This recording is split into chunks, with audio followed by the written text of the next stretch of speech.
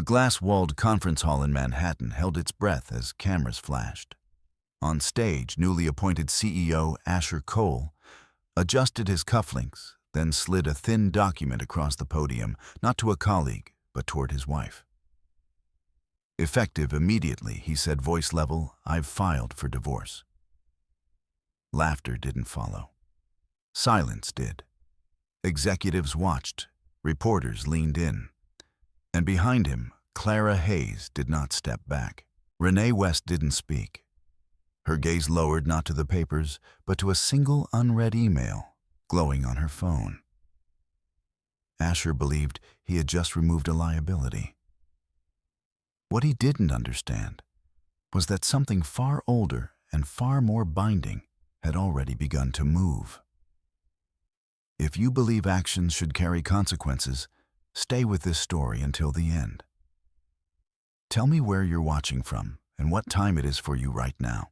And if stories like this matter to you, consider subscribing. Quiet truths are worth following. The headquarters of Virion Systems rose out of Midtown Manhattan like a statement that no one questioned anymore. Glass steel and quiet authority. Inside, everything moved with intention. Assistants spoke in measured tones. Executives passed through security gates without slowing. Meetings began on time, ended early, and left no visible trace behind. At the top of it all now stood Asher Cole. The promotion had not surprised anyone who only looked at the numbers. Over the past 18 months, Virion had expanded aggressively acquisitions partnerships, a decisive merger that had pushed its valuation into a range that drew national attention. Analysts called it bold. Investors called it efficient. The board called it necessary. And Asher, who had once waited outside those same conference rooms for permission to enter now, walked through them without knocking. He had learned quickly how power changed the air around a person. He had learned even faster how to maintain it. What he had not learned, what he no longer tried to understand, was what he had left behind in the process. Renee West still arrived at the building every morning at 8:12. Not earlier, not later. She entered through the side access point reserved for administrative staff, where the security guard nodded without looking up from his screen. Her badge still read Operations Support.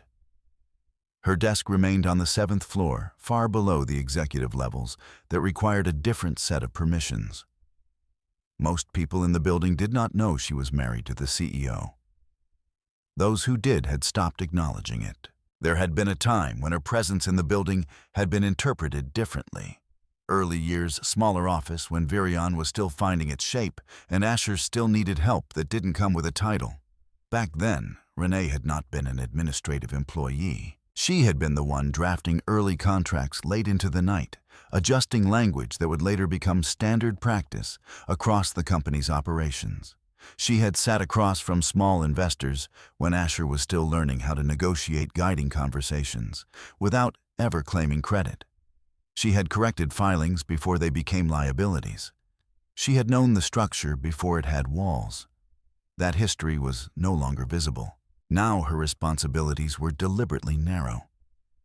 Calendar coordination, internal memos, document routing, tasks that required precision but not recognition. Tasks that kept her inside the system without allowing her to influence it. Asher had arranged it that way, without saying it directly. He no longer invited her to executive functions. He no longer mentioned her in conversations that mattered. When colleagues asked about his personal life, he answered in ways that did not require specifics. It had not happened all at once. It had happened gradually, the way most erasures do. Renee noticed the shift before anyone else did. Not because it was obvious, because she was paying attention. She had learned to read the absence of things. The meetings she was no longer copied on. The emails that stopped including her name. The way assistants on the executive floor began to look through her instead of at her. Small adjustments, individually insignificant, collectively deliberate. She did not ask Asher about it. Not the first time, not the 5th. There had been an evening months earlier when she had set 2 plates on the dining table in their apartment overlooking the Hudson. He had arrived late, as he had begun to do more often, his phone still active in his hand, his responses shorter than usual. She had mentioned a board memo she had reviewed earlier that day, something about a restructuring clause that had been phrased too loosely. He had paused just long enough to respond. "That's not your concern anymore," he said. It was not said with anger. It was said with finality. The distinction mattered. Renee had not responded. She had removed one of the plates. After that, the conversations became less frequent. Then they became unnecessary. At Virion, the shift in Asher's behavior followed a pattern that others recognized but did not name. He had become more visible, not just in meetings, but in the spaces around them. Hallways, events, press appearances. His presence was no longer confined to decisions, it extended into perception. And alongside that visibility came Clara Hayes. Clara did not need introductions. She had built her reputation in corporate communications across 3 major firms before joining Virion. She understood how narratives were constructed and how quickly they could be redirected. She also understood proximity. She appeared at Asher's side during press briefings. She adjusted details before he spoke. She anticipated questions before they were asked. People noticed how seamlessly she fit into the role. They noticed how often she was there. Renee noticed the timing. Clara's involvement increased as Renee's presence decreased. The overlap was precise. There were moments, small, unintentional, that revealed more than any formal announcement could. An elevator ride where Clara stood beside Asher reviewing a document on his tablet, her tone low but confident. A hallway exchange where she corrected a detail in his speech draft without hesitation. A boardroom door that closed just as Renee approached the conversation inside, continuing without interruption. No one explained these moments. No one needed to. Renee did not confront Clara. She did not change her schedule. She did not alter her routine in ways that could be observed. Instead, she began to document. Not in ways that drew attention, in ways that could not be dismissed. Her inbox became a record of patterns. She saved internal communications that reflected inconsistencies, timestamps that did not align directives that bypassed standard procedures. She noted when decisions were made outside of documented channels. She did not interpret, she recorded. At home, the apartment remained orderly. Asher spent less time there, but his absence did not create disorder. It created space. Renee used that space with intention. A small desk near the window became her second workspace. Not for her assigned duties, but for the information she chose to keep separate. Printed emails, annotated with dates. Copies of internal reports she was still authorized to access. Notes written in a consistent, precise hand. Nothing speculative, everything verifiable. She did not know yet what the pattern would confirm. She only knew that patterns did not form without reason. There were nights when the city outside seemed louder than usual, when the reflection of lights on the river created the illusion of movement that wasn't really there. On those nights, Renee would sit without turning on additional lamps, letting the ambient light from outside define the room. She would review what she had collected, not searching for conclusions, ensuring continuity. There was a difference. At Virion, Asher continued to rise into his role with increasing confidence. He spoke in terms that aligned with investor expectations. He positioned decisions as strategic rather than reactive. He carried the authority that the title required. He also began to make choices that required less oversight, faster approvals, fewer internal reviews, delegations that bypassed established checkpoints. From a distance, it looked like efficiency. Up close, it looked like acceleration. Renee did not intervene. It was not her place anymore.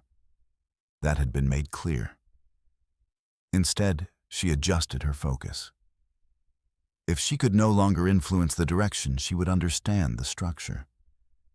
If she could not be present in the decisions, she would be present in the records they left behind. The difference between those two positions was not visible in the moment. It became visible later.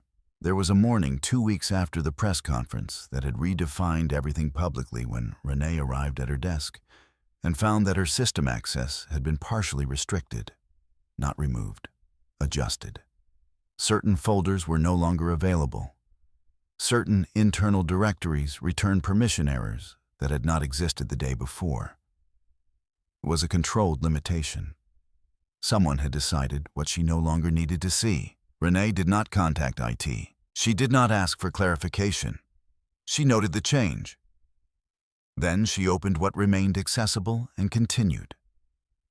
Limitations she understood often revealed more than access did, because they defined boundaries. And boundaries, once defined, could be measured. Across the building on the top floor, Asher reviewed a new proposal that Clara had helped shape for an upcoming partnership. The language was clean. The projections were optimistic. The risks were framed in ways that did not slow momentum. He signed off without requesting revisions. It was the kind of decision that reinforced confidence. It was also the kind of decision that left a trace. Renee would see that trace later, not immediately, not in the moment it was created, but in the sequence that followed. For now, she remained where she had been placed. 7th floor, operations support, invisible to most, watching, recording, and waiting not for an opportunity, but for a pattern to complete itself. Because some outcomes did not require intervention.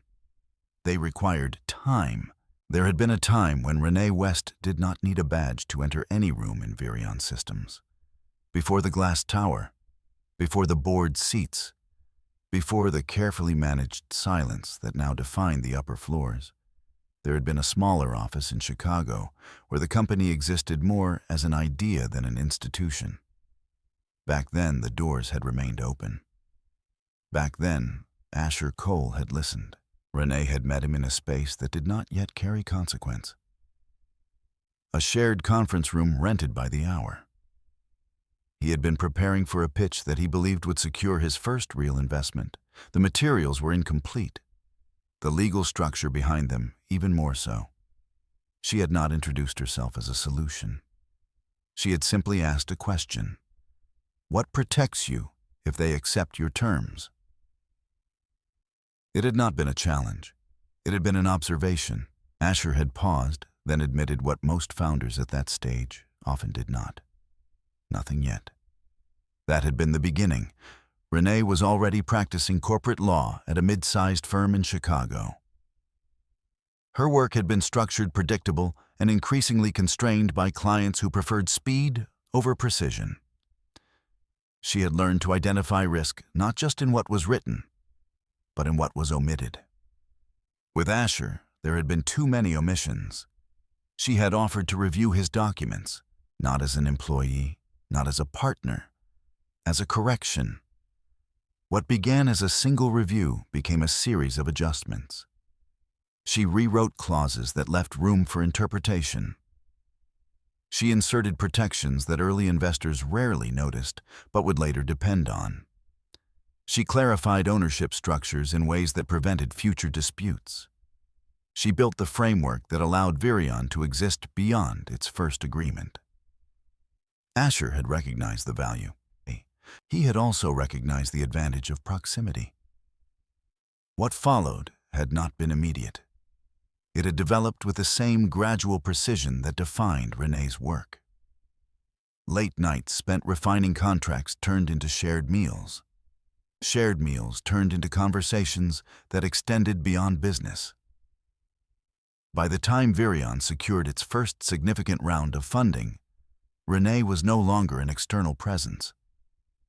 She was inside the structure. Not publicly, but functionally. When the company relocated to New York, it was understood without formal discussion that Renee would step back from her firm. The demands of Virion had increased. The legal complexities required continuous oversight. It was easier, more efficient for her to remain available within the company's internal operations. She did not negotiate a title. She did not request one. Her work did not require it.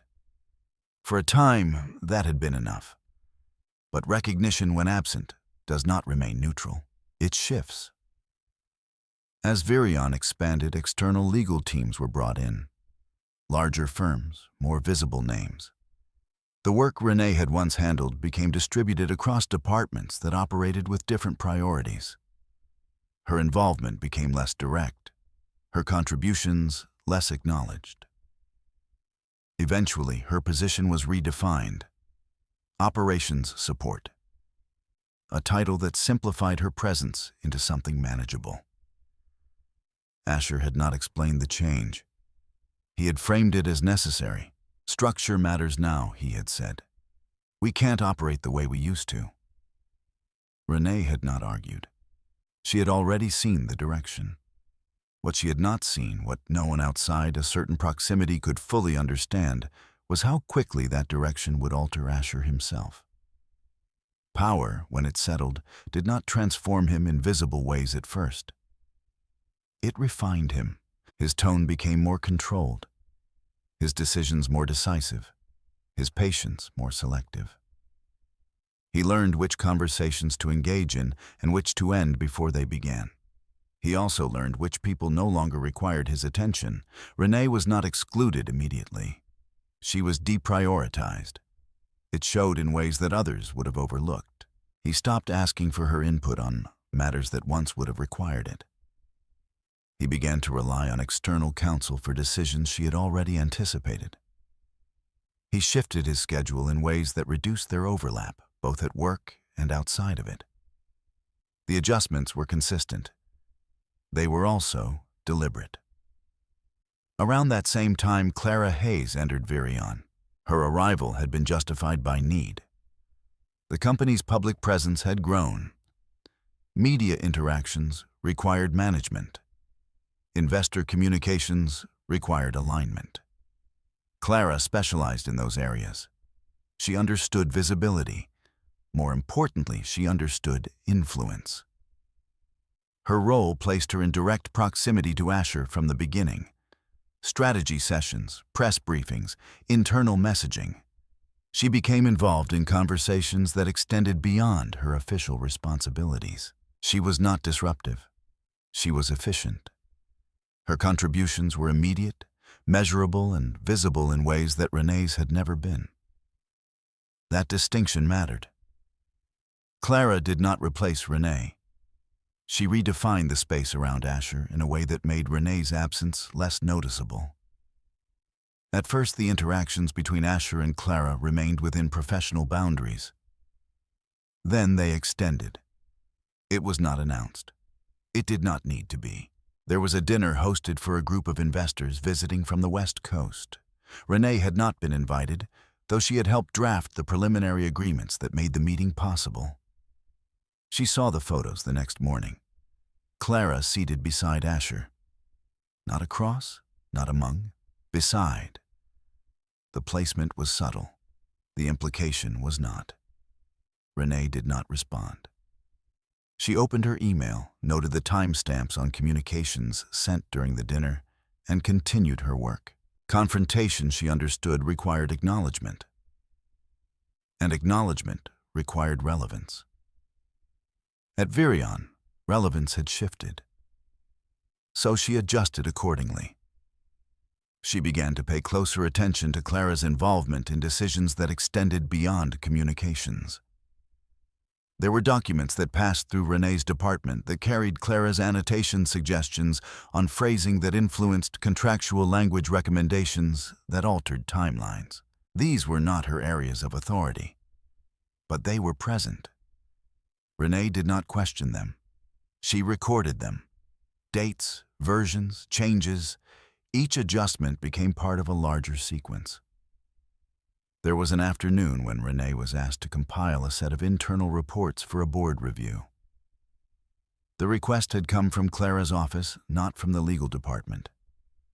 The reports included projections tied to a pending acquisition, one that had been accelerated under Asher's direction. As Renee reviewed the materials, she noticed discrepancies.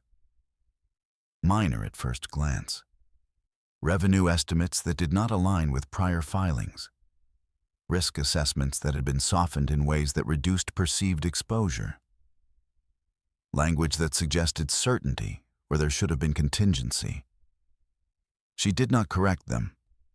That was no longer her role.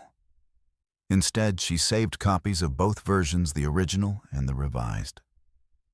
Side by side, time-stamped, unaltered.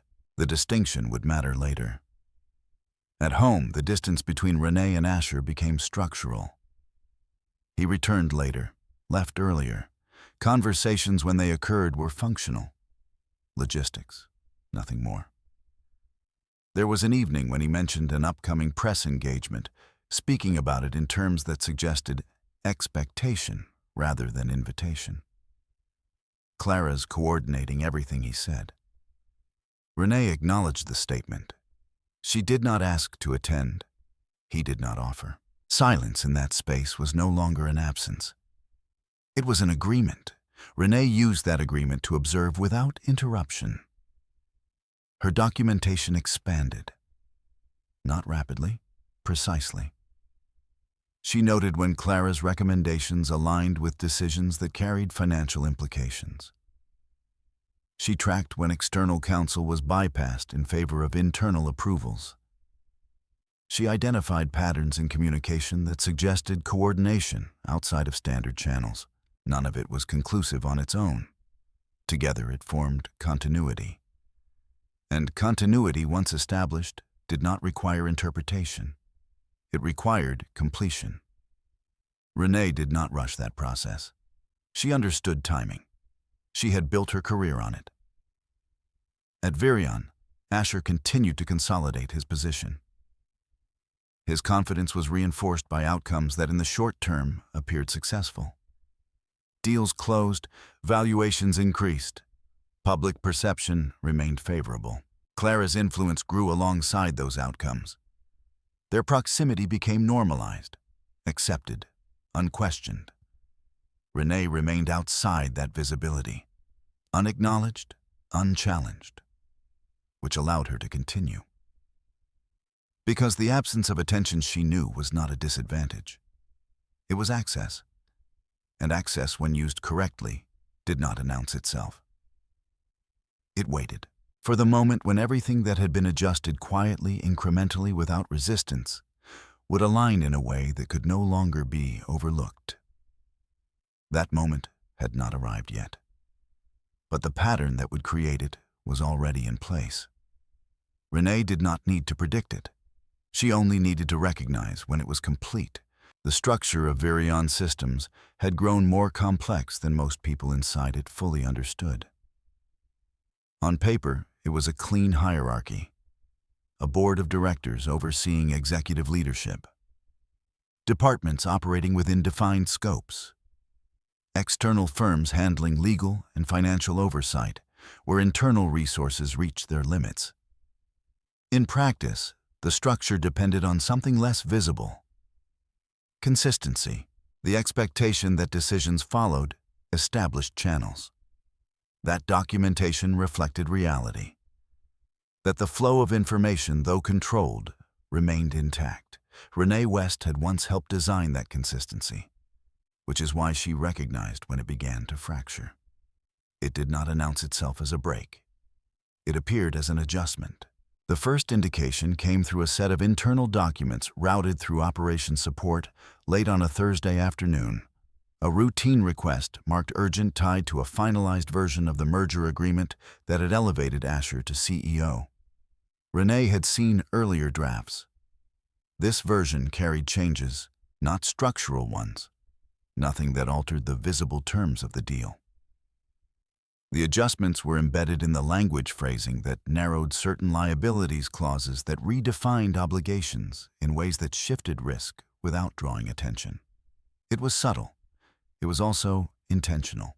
She compared the document against the previous version stored in the internal system. The differences were precise, not accidental.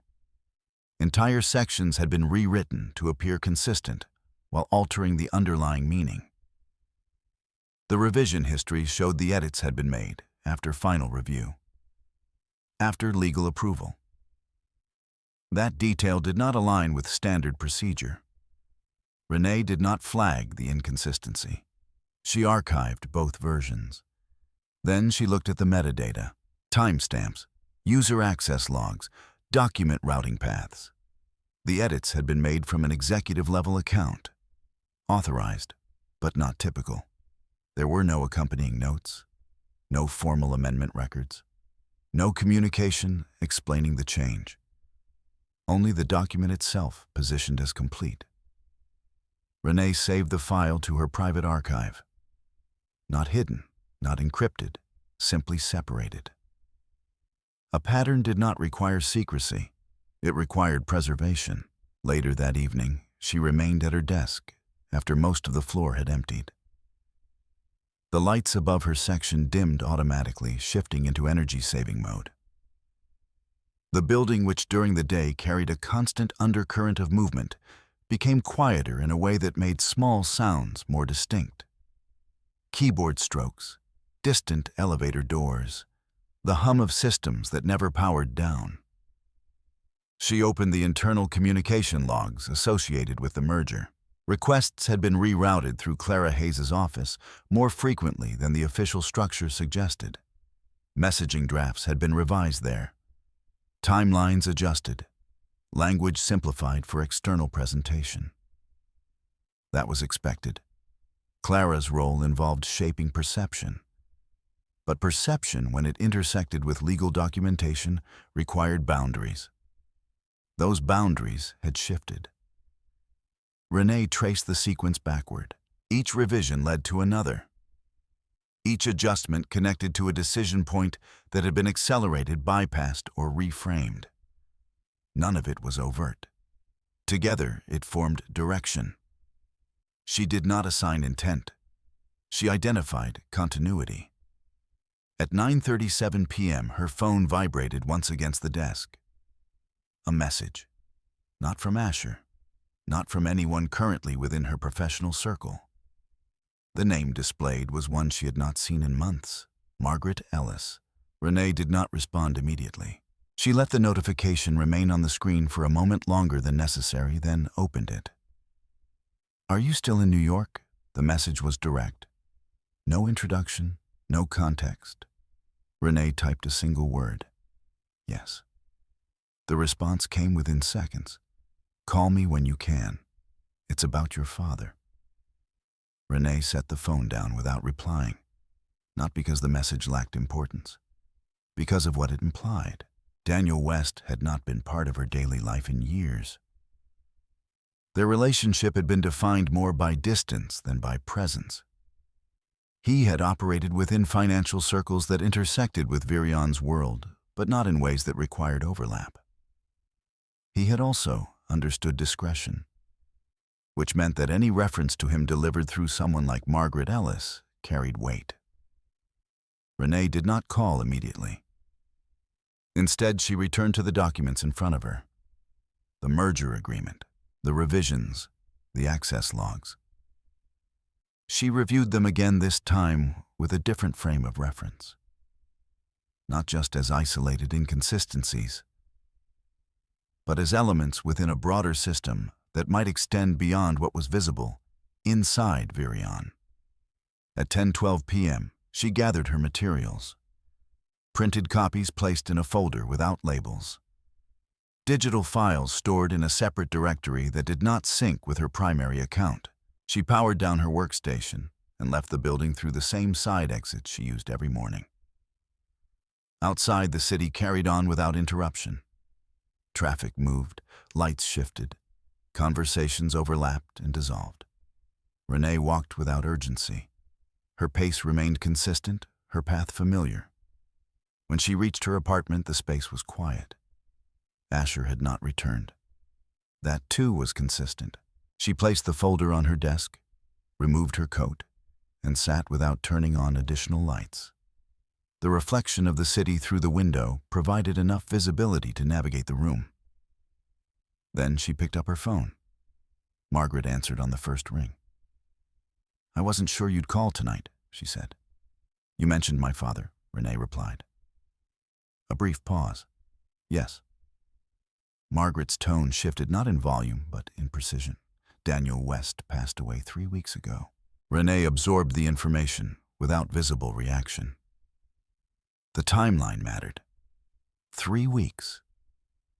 During that time, no direct contact had been made. No notification had reached her through personal channels, which meant the information had been contained. "Why am I hearing this now?" Renee asked. "Because of the conditions he set," Margaret said. Another pause, longer this time.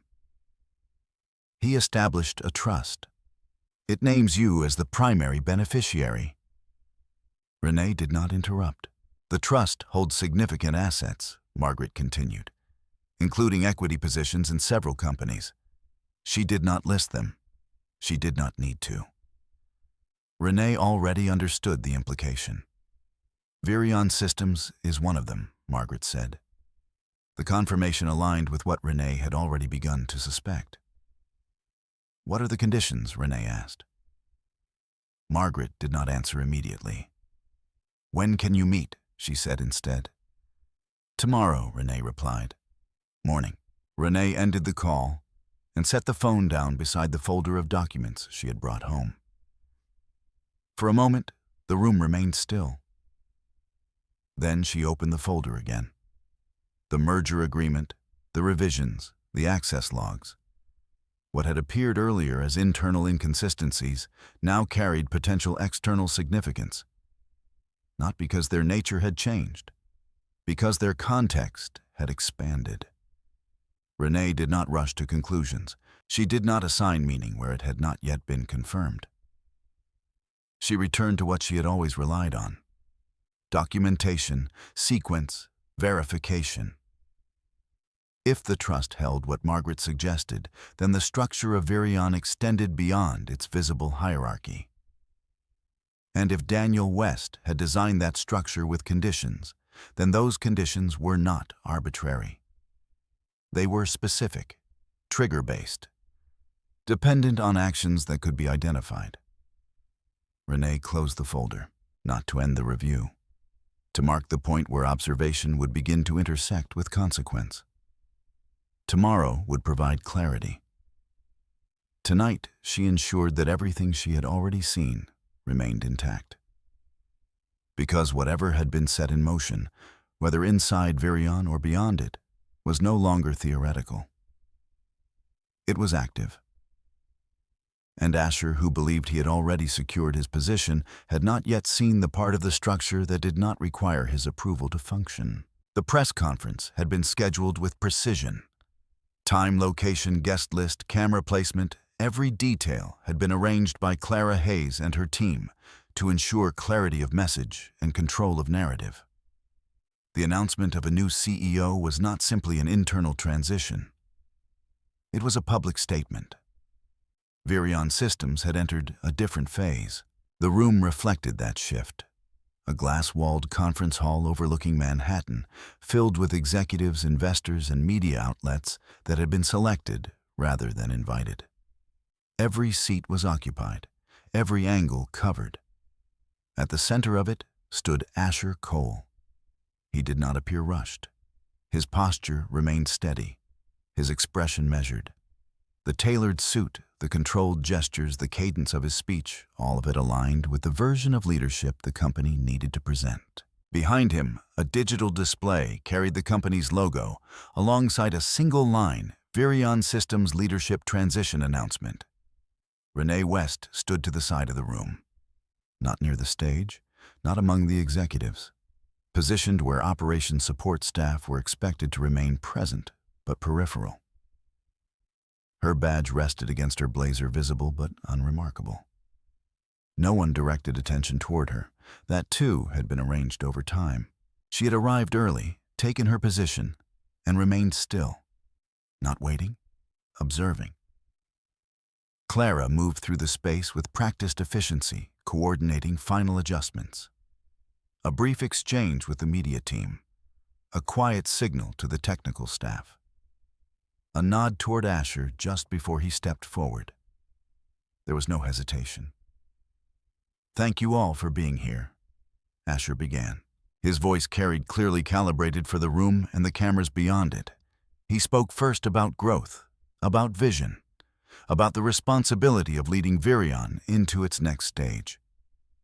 Numbers were mentioned, milestones referenced, the merger positioned as a strategic success, everything aligned. Then the tone shifted, not abruptly, deliberately. "There are also personal matters I want to address directly," he said. The phrasing was controlled, but the effect was immediate. Reporters adjusted their focus. Cameras tilted slightly, recalibrating. Clara did not move. She stood just behind and to the side of him, her expression neutral, her posture unchanged. Asher reached into the folder placed on the podium. He removed a single document. Thin, unfolded. Placed it on the surface in front of him. Effective immediately, he said, "I have filed for divorce." There was no audible reaction at first. Silence filled the space in a way that carried more weight than interruption. Then came the shift. Subtle movements. A collective intake of breath. The recalibration of attention from corporate announcement to personal disclosure. Asher continued. "My role requires a level of focus and alignment that extends beyond the boardroom," he said. "And certain aspects of my personal life no longer reflect the direction this company is moving in." The language was precise. It did not name Renee directly. It did not need to. Every camera in the room had already identified her. The shift in focus moved toward the side of the room where she stood. Renee did not move. She did not step forward. She did not react. Her posture remained unchanged, her expression neutral, her attention directed not at Asher, but at the space in front of her. From where she stood, she could see the reflections into the glass walls, the movement of cameras, the alignment of attention. She could also see Clara. Not through direct observation, through reflection. Clara had not stepped back. She had not distanced herself from the moment. Her position remained consistent within proximity, within frame. That too was part of the message. Asher concluded the statement without raising his voice, without altering his tone. "This is a private matter," he said, "and I trust it will be respected as such." The contradiction was not addressed. It did not need to be. The act itself had already defined the boundary. Questions followed immediately. Journalists trained to respond to shifts in narrative redirected their focus. The line between corporate and personal had been crossed, and they moved to explore it.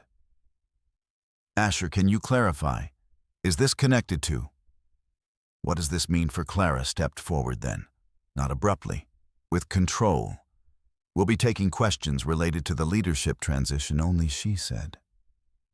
Her voice did not rise. It did not need to. The room adjusted accordingly. The narrative, having been expanded, was now being contained. Renee remained where she was. The document on the podium remained visible, unclaimed, unacknowledged by the one it referenced. That too was intentional. After the formal portion concluded, the room shifted into movement. Executives approached Asher with measured expressions, some offering congratulations, others maintaining professional distance. Media teams coordinated follow-up coverage. Assistants began to clear the space in segments.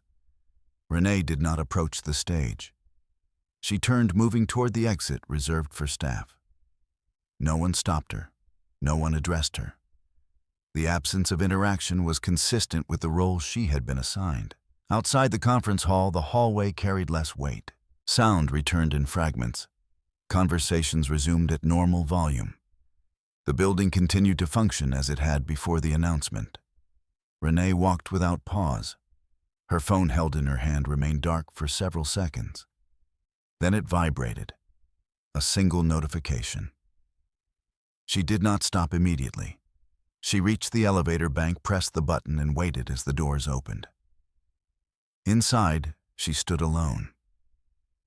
Only then did she look at the screen. The email had arrived from Westbridge Capital Trust. The subject line was direct. Activation notice, beneficiary review required. No additional context, no elaboration. She opened it. The message was brief. Miss West. Following recent developments, the conditions outlined within Trust Agreement 17B have been met for preliminary review. Please contact our office at your earliest convenience to proceed with formal verification. Westbridge Capital Trust. Renee read the message once, then again. Not searching for meaning, confirming language. Following recent developments. The phrase aligned with timing. The press conference. The public declaration. The documentation that had been presented without acknowledgement. The sequence was no longer abstract. It had been triggered. The elevator reached the 7th floor. The doors opened. Renee did not exit immediately. She remained still for a moment longer, the phone still in her hand, the message still visible. Then she stepped out. The floor was quieter than usual. Most of the staff had been directed toward the conference hall. Desks remained unoccupied. Screens dimmed. Renee returned to her station. She placed her bag down, removed her badge, and set it beside the keyboard. Then she opened her computer. The system responded, as it always did. Access limited, directories unchanged. But the context behind them had shifted. She opened her archive. The documents she had collected over the past weeks, emails, reports, revisions, remained exactly as she had left them. Unaltered, sequential, complete. Now they carried relevance beyond internal observation. They intersected with something external, structured, legal, designed. Renee did not rush to contact Westbridge. She did not respond to the email immediately. Instead, she opened the merger agreement once more. The revisions, the access logs, the sequence of changes that had once appeared, isolated, now aligned with a condition she had not yet fully seen but could begin to understand. If the trust required a trigger, then that trigger had to be defined. If it had been activated, then the criteria had been met. Which meant that what Asher had done publicly was not just a personal decision. It was an action with legal consequence. Renee closed the file, not out of hesitation, out of recognition. The pattern she had been documenting was no longer incomplete. It had reached the point where observation would transition into action. Not through confrontation, through procedure. She reached for her phone again. This time, she did not hesitate. She selected the number provided in the email. The call connected. A voice answered, professional, composed. Westbridge Capital Trust. How may we assist you? Renee spoke clearly. This is Renee West, she said. I'm calling regarding the activation notice. There was a brief pause, then a shift in tone. Yes, Miss West, the voice replied. We've been expecting your call. Renee did not respond to that. She did not ask questions yet. She listened, because whatever had been set in motion had not begun in that conference room. It had begun earlier, quietly, deliberately, and now it was moving forward without requiring permission from the person who believed he had just taken control of everything. The offices of Westbridge Capital Trust occupied the upper floors of a building that did not advertise its importance. No signage beyond a discreet nameplate in the lobby. No visible branding that suggested scale or influence. The kind of place that did not require attention because its function operated independently of it. Renee arrived 10 minutes early. She had chosen a neutral suit. No accessories beyond what was necessary. Her posture, as always, remained composed, her movements measured. At the reception desk, her name had already been logged.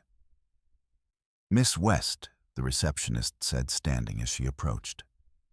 "They're ready for you. No forms to complete, no waiting period." She was escorted directly to a conference room positioned along the building's exterior wall. The view overlooked the East River, but the blinds had been adjusted to reduce glare. Inside the room was minimal. A long table, 2 chairs already occupied. Margaret Ellis stood as Renee entered. Her presence had not changed. The same controlled demeanor, the same precision in movement. Years had not altered her approach, only reinforced it. "Renee," she said, extending a hand. Renee accepted it. Across the table sat a man Renee did not recognize immediately. Late 50s, composed with the kind of stillness that suggested long familiarity with high-stakes environments. "This is Thomas Caldwell," Margaret said, "Senior Trustee for Westbridge." Caldwell inclined his head slightly. "Miss West," he said, "thank you for coming." Renee took her seat. The folder placed in front of her had already been opened. Documents arranged in sequence. Margaret did not begin with condolences. "Your father structured the trust with specific contingencies," she said. "We'll walk through them in order." Renee nodded once. No interruption. Caldwell spoke next. "The Westbridge Trust Agreement, 17B, was established 12 years ago," he said. "Primary beneficiary, Renee West. Secondary contingencies apply only under non-activation scenarios, which are no longer relevant." He slid the first document forward. A summary sheet. Asset distribution. Equity holdings listed without commentary. Renee's eyes moved across the page. Multiple positions, diversified. Then one line that required no interpretation. Virion Systems. Controlling interest held through layered entities. She did not react. She had expected it. Margaret continued. "Your father acquired those positions incrementally," she said, "never exceeding disclosure thresholds that would trigger public reporting requirements." "Why?" Renee asked. Margaret did not hesitate. "Control without interference," she said. Caldwell added, "The structure was designed to remain dormant unless specific conditions were met." He turned to the next document. The activation clause. Renee shifted her attention. The language was precise, legal, unambiguous. Transfer of controlling authority shall be initiated upon verified breach of fiduciary duty by acting executive leadership as defined under sections 4.2 through 4.8. The clauses that followed outlined scenarios: financial misrepresentation, unauthorized alteration of binding agreements, use of executive position for personal gain at the expense of shareholders. Each definition carried criteria. Each criterion required evidence. Renee had already seen fragments of those criteria inside Virion. Now they had context. Margaret watched her read. "You received the activation notice yesterday," she said. "Yes. The trigger was confirmed within hours of the public filing of your divorce." Renee looked up. "Explain." Caldwell answered. "The divorce itself is not the trigger," he said. "The associated documentation is." He slid another file across the table. "Your husband's legal filing included disclosures that intersect with corporate filings." Renee opened it. Inside, she found copies of documents she recognized.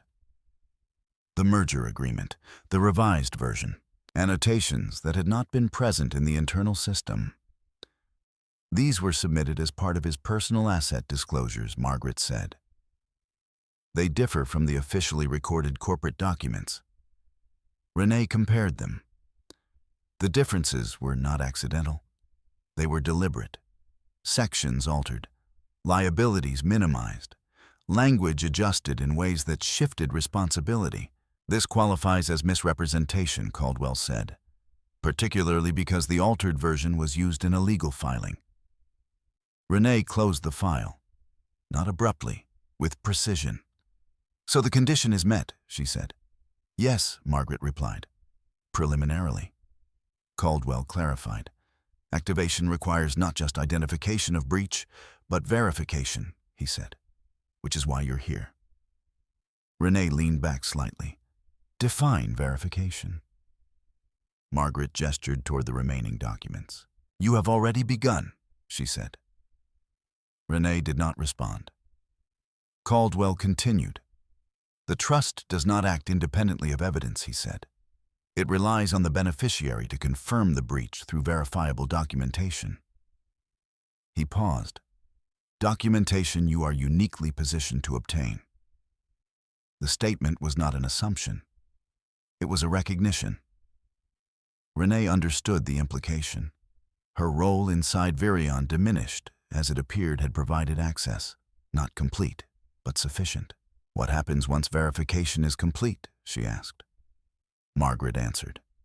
The trust executes transfer of voting rights, she said, immediately. Caldwell added, control of the company shifts to you through the trust. Renee's expression did not change. And Asher, she asked.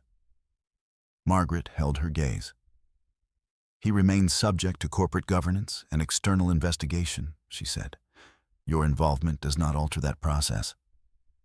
Caldwell's tone remained neutral. This is not a punitive mechanism, he said. It is structural. Renee considered that. Not emotionally, logically. What is the timeline, she asked. Dependent on you, Margaret said. Caldwell elaborated. Once you submit the required documentation, the trustees will review within 48 hours, he said. If confirmed, a board meeting will be called under trust authority. Renee nodded once. Her focus shifted back to the documents in front of her, the structure her father had built, layered, conditional, designed to remain unseen until required. She had not been informed of it earlier, not directly, but she had been prepared.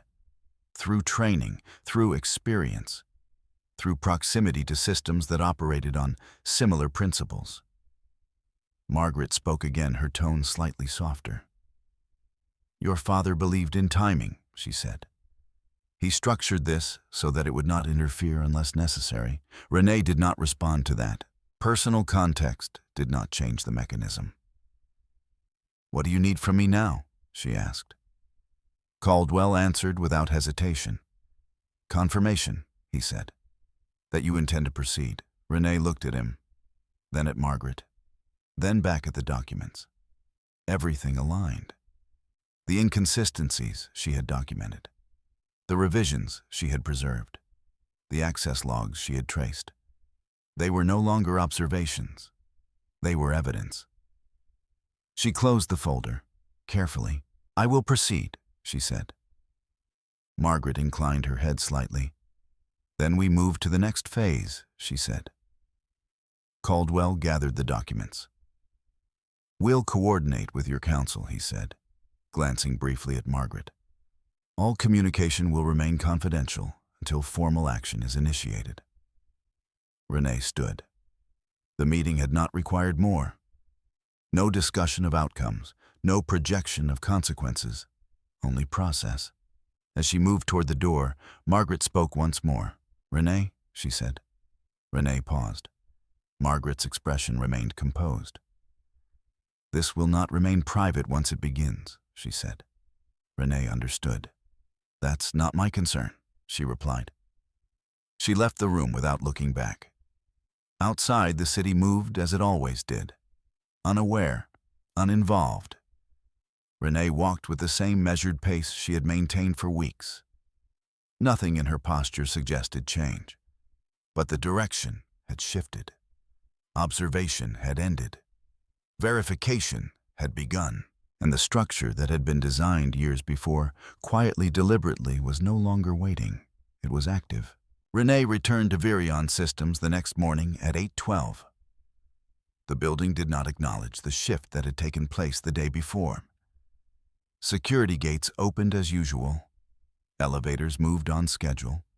Conversations resumed in the same measured tones that defined the company's internal rhythm. Nothing had changed. which meant everything that mattered was still hidden beneath the surface. She stepped onto the 7th floor and moved toward her desk without hesitation. The system logged her entry. Her badge remained active. Her access, though limited, had not been further adjusted. That detail mattered. It meant the restriction placed earlier had been calculated, not reactive. She powered on her workstation and opened her archive. The documents she had collected remained intact, organized, sequential, untouched by anyone but her.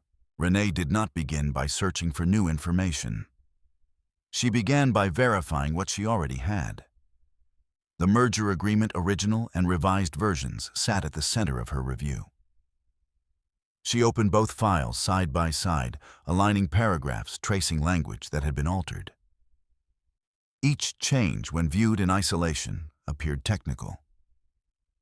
When viewed in sequence, they established intent. Sections that had once defined liability in explicit terms had been softened.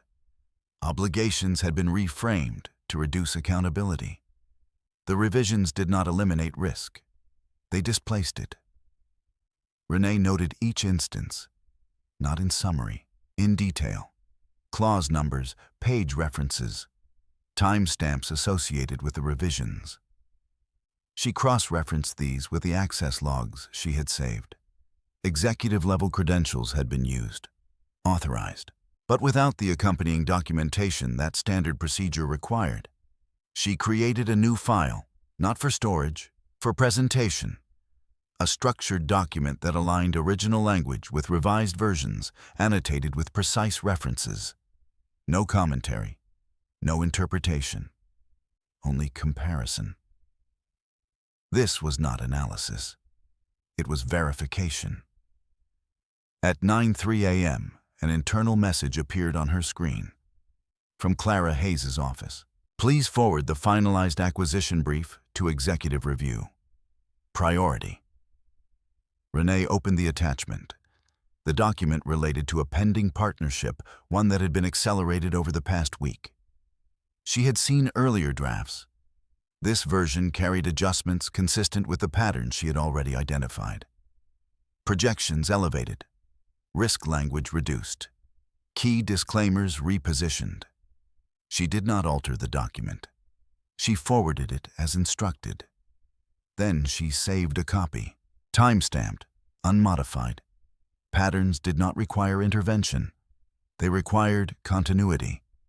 Across the building, activity intensified. The announcement from the previous day had generated external attention. These media inquiries continued. Investor communications required coordination. Clara moved through these demands with efficiency, managing perception, controlling narrative.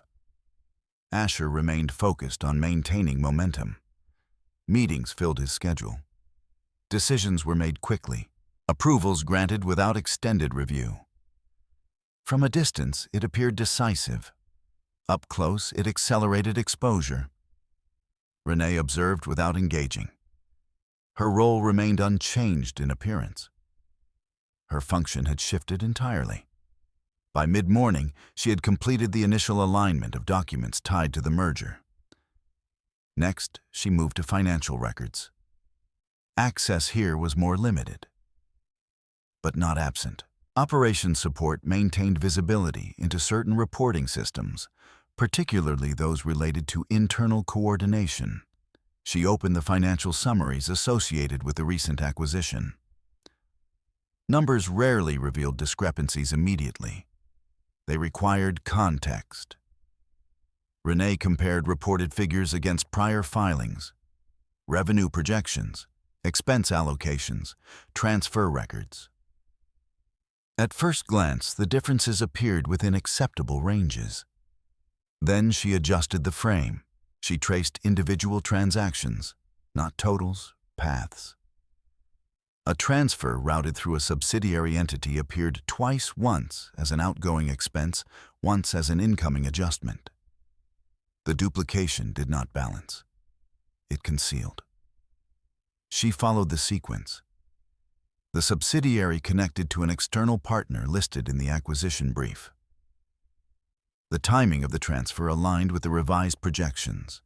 Renee saved the records, exported them into her archive. Then she created a second comparison file. Transaction logs aligned with reported summaries. Again, no commentary, only structure. At 11:17 a.m., she received another internal message. This time from the legal department. A request for document retrieval tied to compliance review. The timing was notable. Compliance reviews were not typically initiated immediately after major announcements. They followed scheduled cycles.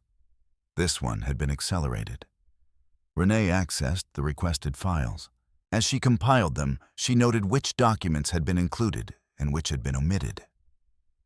The omissions were consistent with the revisions she had already identified. That detail did not surprise her.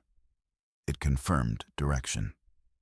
She completed the request without alteration. Then she saved copies of both the provided documents and the omitted ones. Parallel records. Complete. At noon, the floor began to fill as staff returned from meetings. Conversations resumed. Fragments of discussion moved through the space. Press coverage is stabilizing. Board wants reassurance on the projections. Clara's handling external messaging. Renee did not engage. She continued. By early afternoon, her archive had expanded, not significantly in volume, significantly in clarity. Each document connected to another. Each record reinforced the pattern. Financial discrepancies aligned with contractual revisions. Communication logs aligned with decision points. The sequence was no longer fragmented. It was continuous. At 2:42 p.m., her phone vibrated once. A message from Margaret Ellis. Status. Renee read it, then returned to her screen. She reviewed the files once more, not searching for gaps, confirming completeness. When she responded, her message was brief. Verification in progress. Documentation aligned. Margaret's reply came within minutes. Prepare for submission within 24 hours. Renee set the phone aside. The timeline had been established, not imposed, expected. She adjusted her pace accordingly. By late afternoon, she had identified the final components she needed. An audio record, not from a meeting, from a call. Internal systems logged communications routed through company devices. Access to content was restricted, but metadata was not. She traced the call records associated with the transaction she had flagged earlier. Date, time, participants. One entry stood out. A call between Asher and the external partner tied to the subsidiary. Duration 18 minutes. Logged during a period when no formal meeting had been scheduled. Renee did not attempt to access the recording directly. That would require authorization she did not have. Instead, she noted the reference ID, logged it, included it in her documentation. Verification did not require possession of every piece. It required identification of where each piece existed. Margaret could obtain the rest. At 6:08 p.m., the floor began to empty again. Renee remained at her desk. The building's rhythm shifted into evening. Lights dimmed. Movement slowed. She compiled the final document, a structured file that connected each element: contracts, financial records, communication logs, access traces, each section labeled, each reference precise, no interpretation, no conclusion, only evidence arranged in sequence. When she finished, she reviewed it once more. Not for accuracy, for integrity. Everything aligned, everything verifiable. She saved the file, then transferred a copy to a secure external drive. Physical, separate. Redundancy ensured continuity. At 7:22 p.m., she powered down her workstation. The archive remained, unaltered, unnoticed.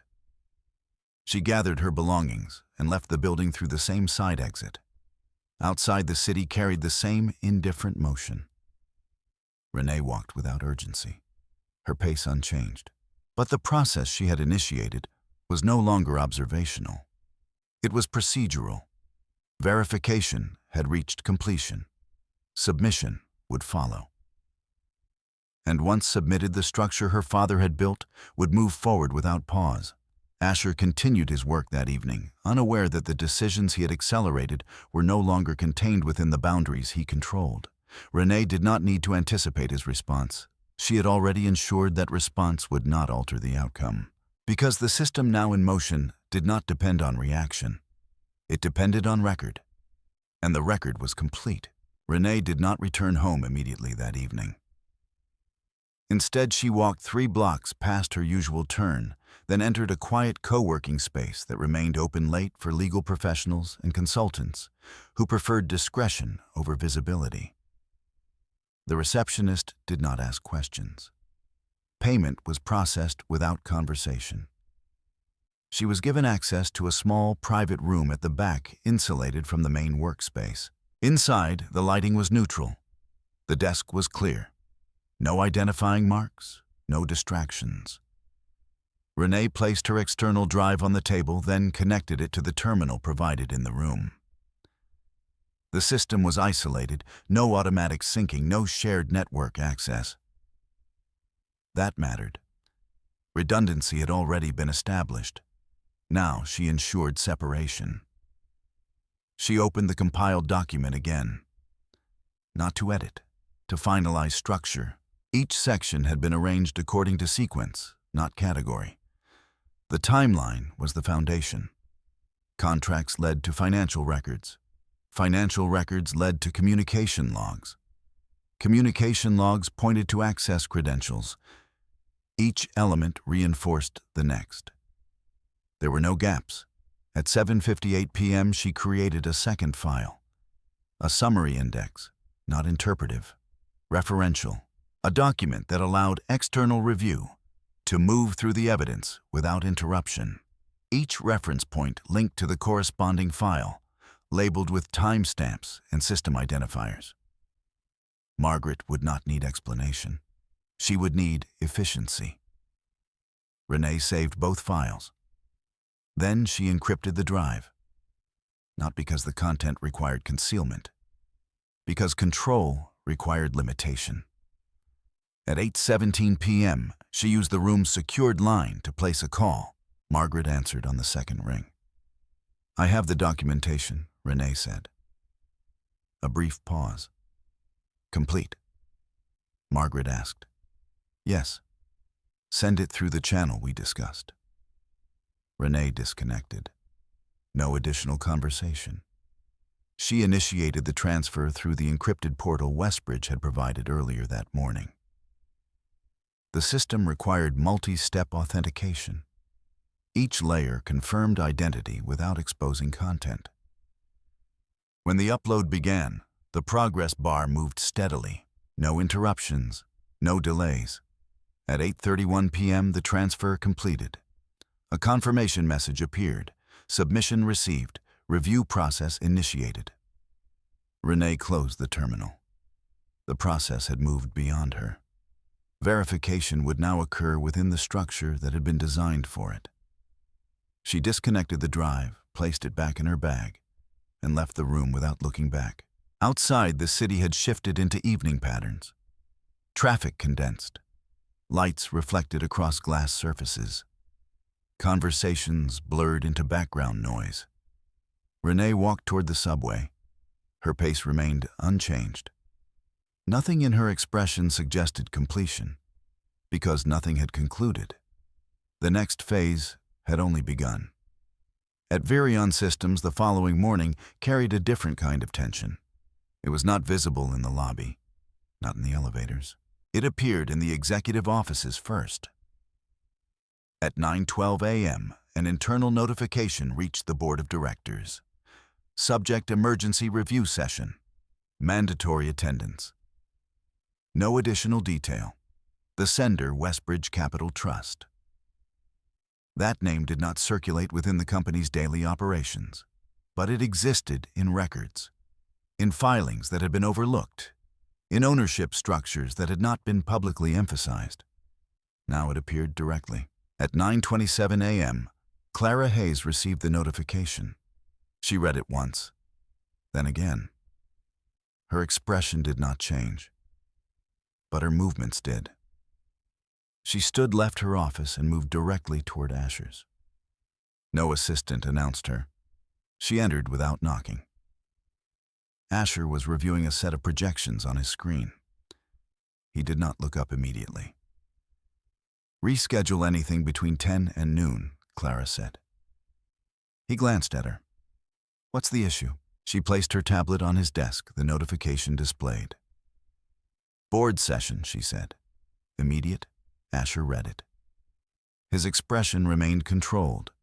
"Who initiated this?" he asked. Clara held his gaze. "Westbridge." A brief silence. Not confusion, recognition without context. "They don't call sessions," Asher said. "Not publicly," Clara replied. The distinction lingered. Asher leaned back slightly. "Then we attend," he said. No hesitation, no visible concern. Clara nodded once. "I'll prepare briefing materials," she said. As she turned to leave, Asher spoke again. "Find out what this is about." Clara paused. "I already started," she said. Then she exited. On the 7th floor, Renee arrived at 8:12. Her routine remained unchanged. Badge, desk, system access. The building did not reflect the shift yet, but the pattern had moved. She opened her workstation. No new messages, no system changes, which meant the review process remained contained. At 9:45 a.m., an internal calendar update appeared. Board meeting, 10:00 a.m., executive conference room. A mandatory for senior leadership, Renee did not receive the invitation. She was not expected to, but she noted the timing, aligned with the notification, aligned with the submission. Sequence confirmed. She continued her work, not because it was required, because continuity mattered. At 10:00 a.m., the executive conference room filled. Board members, legal advisors, senior executives. Clara stood near the far end of the table, reviewing her prepared materials. Asher entered last. His presence still carried authority. That had not shifted. Not yet. The room settled. Then the door opened again. Margaret Ellis entered first, followed by Thomas Caldwell. They did not wait for acknowledgement. They took their seats at the head of the table. Margaret placed a folder in front of her. Caldwell remained still. Silence followed. Not uncertain, structured. Asher spoke first. "This is an unscheduled session," he said. "We were not informed of the agenda." Margaret looked at him. Her tone remained even. "You were informed," she said.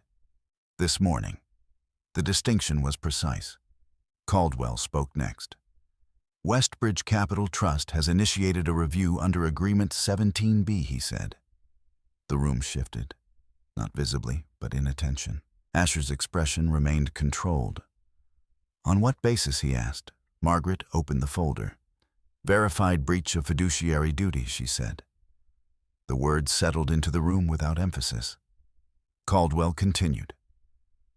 "Documentation has been submitted," he said. "Review is underway."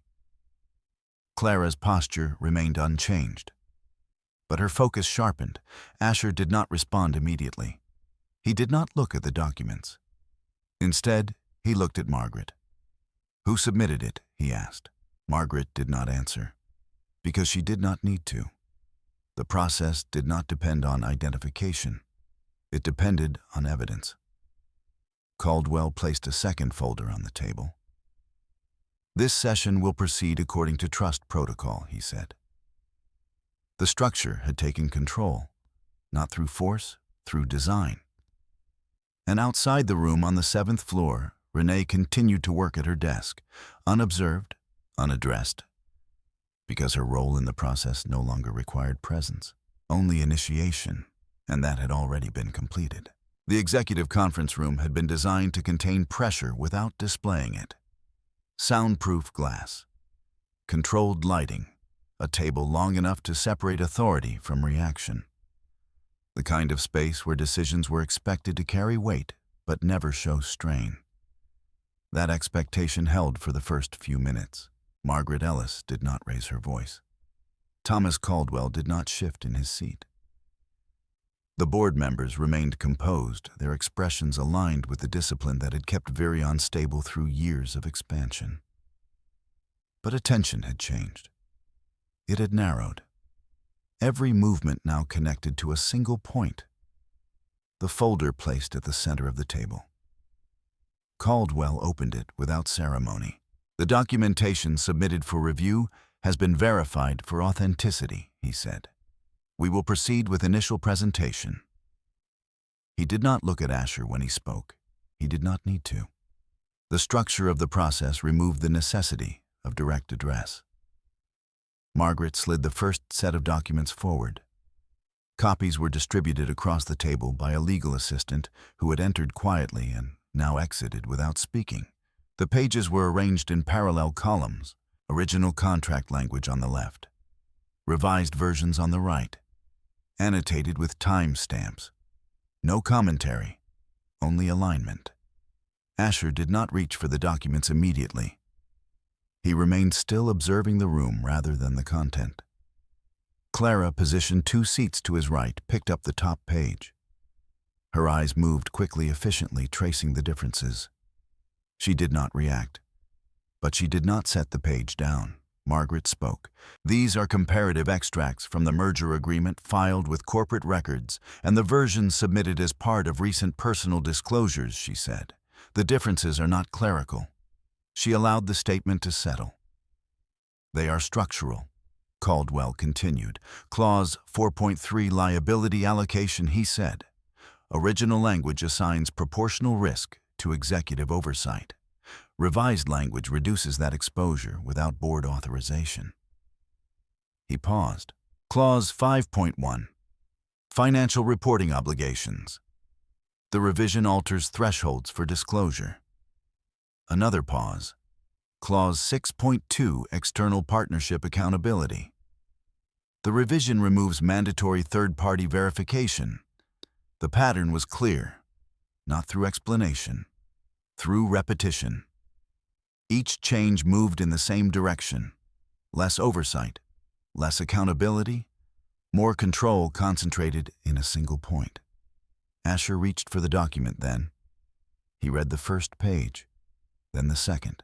His expression did not shift, but his attention had moved. From the room to the record.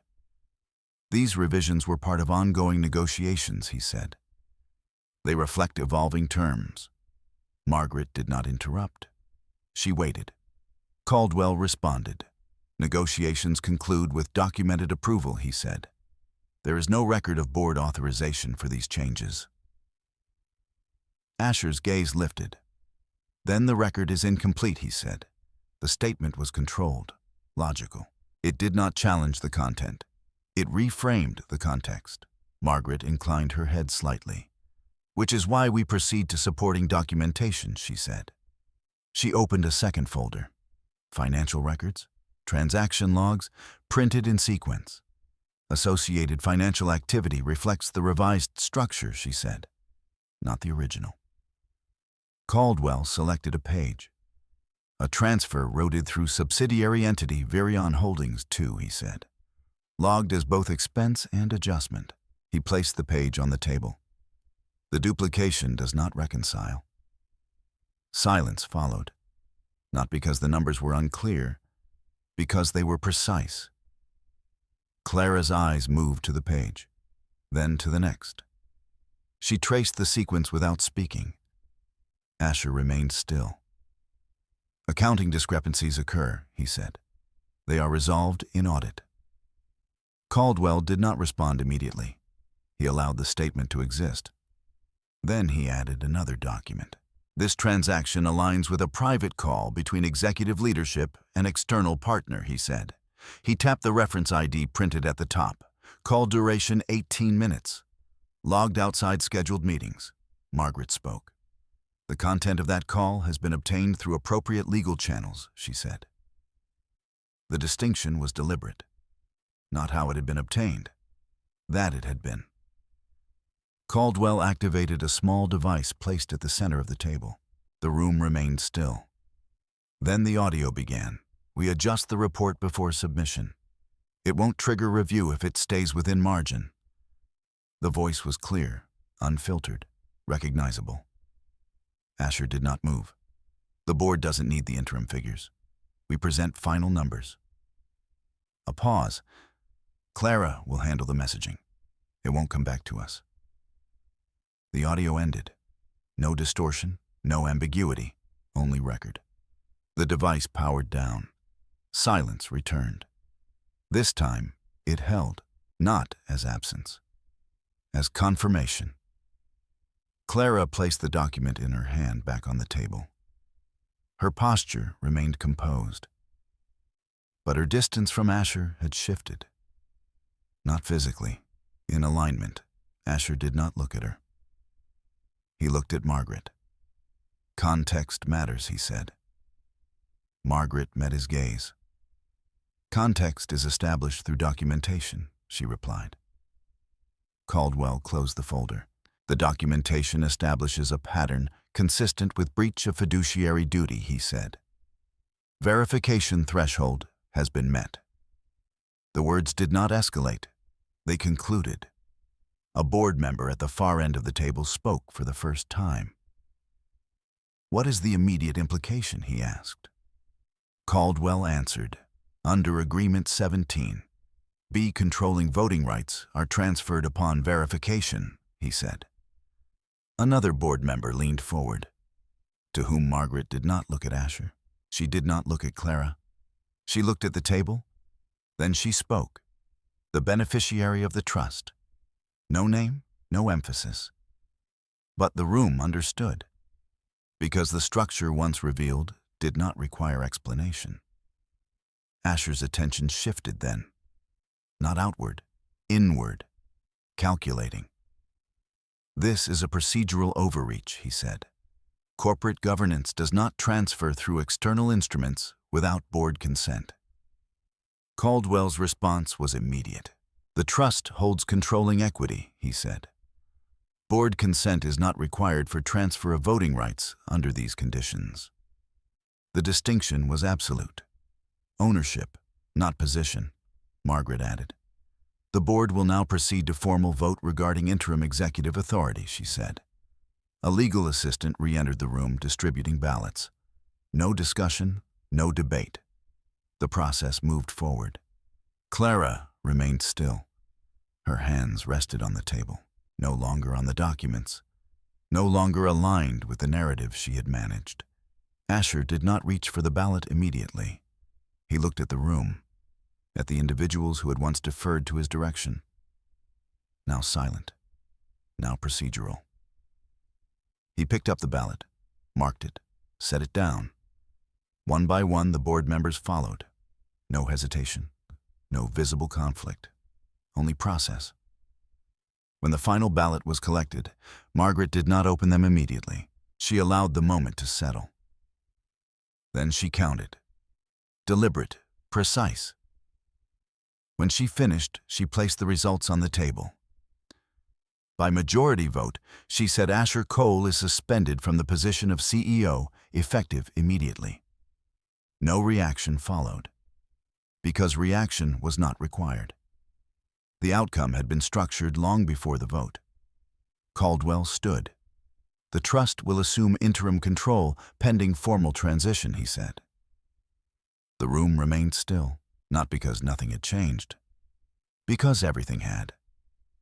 And outside the room on the 7th floor, Renee West continued to work at her desk. The system remained open. The files remained in place. Her role unchanged in appearance, but complete in function, because the moment that had just occurred did not require her presence, only her preparation. And that had already been delivered. The announcement did not leave the conference room immediately. For several minutes after the vote, the space remained contained documents, gathered devices, powered-down conversations, limited to procedural confirmations. Margaret Ellis reviewed the written record of the session with the board secretary. Thomas Caldwell stood near the head of the table, speaking quietly with two senior directors about next steps. No one raised their voice. No one repeated what had already been established, because repetition would not change the outcome. Asher Cole remained seated, not out of refusal, out of calculation. His hands rested flat on the table. The ballot already removed the documents no longer in front of him. The absence of material did not reduce the weight of what had occurred. It clarified it. Across from him, Clara Hayes closed her tablet and placed it into her bag. The movement was controlled but final. She did not look at Asher as she stood. Instead, she turned to Margaret. "What is the communication protocol?" she asked. Margaret answered without hesitation. "A statement will be issued within the hour," she said. "Prepared by independent counsel. Your office may coordinate distribution, but not content." Clara inclined her head slightly. Understood. It was the first time she had used that tone in the room. Not assertive, not directive, aligned. She moved toward the door, not quickly, not slowly, at a pace that matched the new structure. Asher watched her leave. He did not call her name. He did not stop her, because the alignment that had existed between them had already shifted, not through confrontation, through process. When the door closed behind her, the room returned to its previous stillness. Margaret approached the table where Asher remained. Her posture did not change. Her tone did not soften. "This session is concluded," she said. "You will be contacted regarding further proceedings." Asher looked at her. "For what?" he asked. Margaret met his gaze. "Regulatory review," she said, "and any actions deemed necessary by governing authorities." The words were precise. They did not accuse. They did not predict. They defined. Caldwell added, "Access to executive systems has been suspended. Security will assist you in collecting personal belongings." Again, no emphasis, no escalation, only sequence. Asher stood, not abruptly, with control. He adjusted his jacket, a movement that would have been unremarkable in any other context. Here it carried the weight of transition. "I assume this is temporary," he said. Caldwell did not respond, because the structure did not require his assumption. It required compliance. Asher did not wait for confirmation. He turned and walked toward the door. The hallway outside the conference room had already begun to shift. Assistants moved with increased urgency. Conversations lowered in tone as information began to circulate, not through announcement, but through observation. Doors that had remained closed opened slightly. Eyes followed. No one spoke directly to him as he passed. Not because they did not recognize him, because they did not know what to say within the new structure. At the elevator bank, a member of building security stood waiting. Professional, neutral. "Mr. Cole," he said, "I'll accompany you." Asher did not object. He entered the elevator. The doors closed. The descent was silent. On the 7th floor, Renee's day continued without interruption. Her screen displayed the same systems. Her tasks remained the same. The environment did not reflect the change above. But the signals had begun. At 11:18 a.m., an internal memo appeared. Subject: interim leadership adjustment, no details. Only confirmation that a statement would follow. Renee read it once, then closed the window. She did not need the details. She already knew the structure that would produce them. At 11:43 a.m., the official statement was released. It appeared simultaneously across internal systems and external channels. Virion Systems announces the temporary suspension of CEO Asher Cole pending internal review. Interim oversight will be conducted in coordination with Westbridge Capital Trust. Further updates will follow. The language was controlled, neutral. No reference to cause, no indication of outcome. Only acknowledgement of change. Around her, the floor began to react. Not loudly. In fragments. Did you see? Westbridge? Temporary right? Renee did not engage. She continued her work, because her role in the visible process had not changed. Only the underlying structure had. At noon, she gathered her bag, and left the building, not out of urgency, out of sequence. The next step did not require her presence inside Virion. It required distance. The apartment overlooking the Hudson remained as she had left it, orderly, unchanged. Asher had not returned. His absence no longer created expectation. It created clarity. Renee moved through the space without hesitation.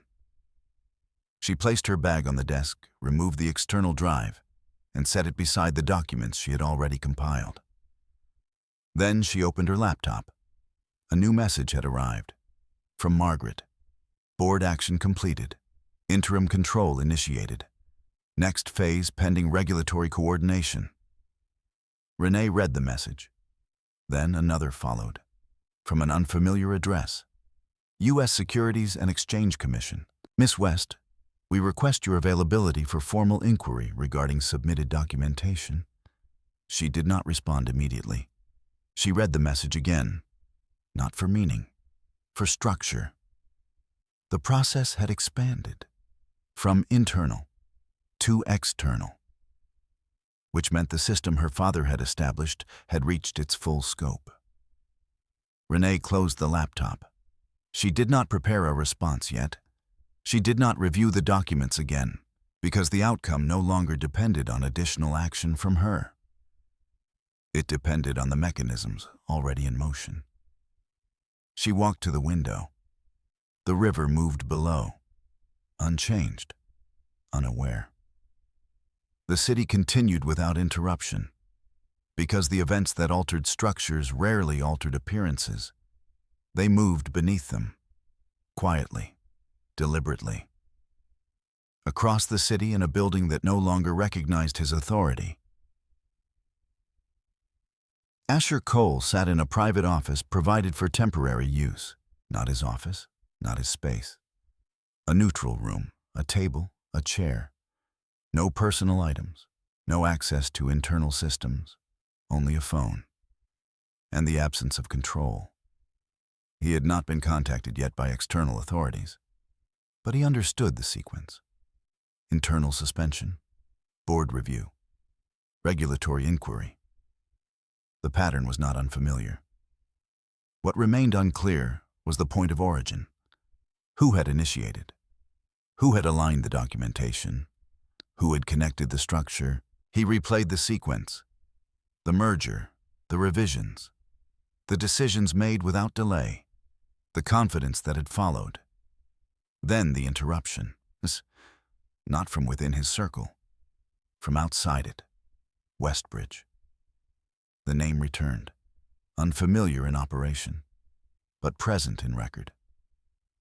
He reached for the phone, then stopped, because any action taken now would occur within a system no longer aligned with him. He set the phone down, and for the first time since the conference room, he allowed the silence to remain. Not as absence, as consequence. Renee did not look back at the building that afternoon. She did not check for updates. She did not anticipate the next message, because the process once initiated did not require her attention to continue. It required only that she remain as she had been, precise, measured, unmoved. And when the next phase arrived, she would respond, not with reaction, with structure. The request from the Securities and Exchange Commission arrived without emphasis. No urgency in tone, no suggestion of escalation, just a formal notice structured in language that did not need to signal importance, because it carried it inherently. Renee responded the following morning. Not immediately, not delayed. At 8:32 a.m. from her apartment, she confirmed her availability. The reply was brief, Miss West, we will arrange a formal session at your convenience. Please confirm preferred location. Renee chose neutral ground. A federal office downtown. Public, structured, documented. At Virion Systems, the internal atmosphere had shifted into a different rhythm. The initial shock of the announcement had settled into something quieter. Conversations continued, but they were measured now. Departments moved forward, but with increased oversight. Emails carried additional recipients. Approvals required secondary confirmation. The absence of Asher's direct authority had not created disorder. It had created space. And within that space, scrutiny had begun. Clara Hayes adjusted quickly. Her office, once the center of narrative control, had been repositioned. She no longer directed messaging independently. Every communication passed through external counsel. Every statement required review. She complied, not reluctantly, efficiently, because adaptation was part of her function. What had changed was not her role. It was the boundary around it. On the 7th floor, Renee's presence remained unchanged. Badge, desk, systems. She continued to perform her assigned duties with the same precision. But her attention had shifted outward. The internal process was no longer her focus. The external one was. At 10:14 a.m., a follow-up message from the SEC confirmed her appointment. The next day, 10:00 a.m., Conference Room 3B. Renee acknowledged it. Then she closed her system and prepared to leave. No one questioned her departure. No one tracked her movement, because her role did not require justification. The federal building did not resemble Virion. It was not designed for perception. It was designed for function. Security was visible. Processes were explicit. Nothing operated on assumption. Renee arrived 15 minutes early. She passed through security without issue. Her name had been logged. Her identification verified. She was escorted to a waiting area. At exactly 10:00 a.m., a staff member approached. Miss West Renee stood this way. Conference Room 3. B was smaller than the executive rooms at Virion. No glass walls, no skyline. Just a table, 3 chairs, and a recorder placed at the center. 2 individuals were already seated. A woman in her 40s composed direct. A man slightly older reviewing a file. They stood as Renee entered. Miss West, thank you for coming, the woman said. I'm Special Counsel Andrea Blake. This is Senior Investigator Daniel Harper. Renee acknowledged them. She took her seat. The recorder was activated. Blake spoke first. This session is being recorded for official record, she said. You have been identified as the submitting party for documentation related to Virion Systems. We will proceed with verification. Renee nodded once. No hesitation. Harper opened the file in front of him. The materials submitted include contractual revisions, financial records, and communication logs, he said. We will review each in sequence. He slid the first document forward, the merger agreement, original and revised versions. Renee recognized the layout. Her structure had been preserved. Can you confirm the source of these documents, Blake asked. Renee answered directly. Internal systems at Virion Systems, she said. Accessed through authorized channels. No elaboration, no excess detail. Blake noted the response. Harper continued. These revisions appear to alter liability allocation, he said. Were these changes formally approved by the board? Renee met his gaze. There is no record of board authorization in the system, she said. Blake leaned slightly forward. Did you observe any communication indicating informal approval? Renee did not speculate. No. Harper moved to the next section. Financial records, transaction logs, the duplicated transfer. Can you explain this discrepancy, he asked. Renee looked at the document. then back at him. "The transaction appears twice under different classifications," she said. "It does not reconcile within standard reporting structure." Blake asked, "Did you bring this to internal attention?" "No." "Why not?" Renee paused. "Not out of uncertainty, out of precision. My role did not include financial oversight," she said. "I documented the record." Blake held her gaze for a moment, then nodded. Harper moved to the final section, the audio reference. "We have obtained the recording associated with this log," he said. "We will play a portion now." The device activated. The same voice, the same words. Clear, unambiguous. Renee did not react. She had heard it before. Blake observed her. "Do you recognize the speaker?" she asked. "Yes." "Can you identify him?" Renee answered without pause. "Asher Cole." Blake made a note. Harper powered down the device. Silence followed. Not uncertain, structured. Blake spoke again. "Miss West, your documentation aligns with independent findings," she said. "We will proceed with formal inquiry." Renee nodded. No visible reaction. Blake continued. "You may be called for further testimony," she said. "You will be notified in advance." Renee acknowledged. The session concluded without additional discussion. No speculation, no projection, only record. Outside the building, the city remained unchanged. Renee stepped onto the sidewalk and paused for a moment. Not to reflect, to reorient. The process had moved beyond submission, beyond verification, into formal investigation, which meant the structure had reached its final phase. She walked toward the subway, her pace steady, her posture unchanged. Nothing in her movement suggested involvement in what had just occurred, because her role once again had been completed, not through action, through alignment. At Virion, the internal review expanded. Departments received requests for additional documentation. Financial teams re-examined reports. Legal counsel coordinated with external authorities. Clara remained at the center of communication, but her control had narrowed.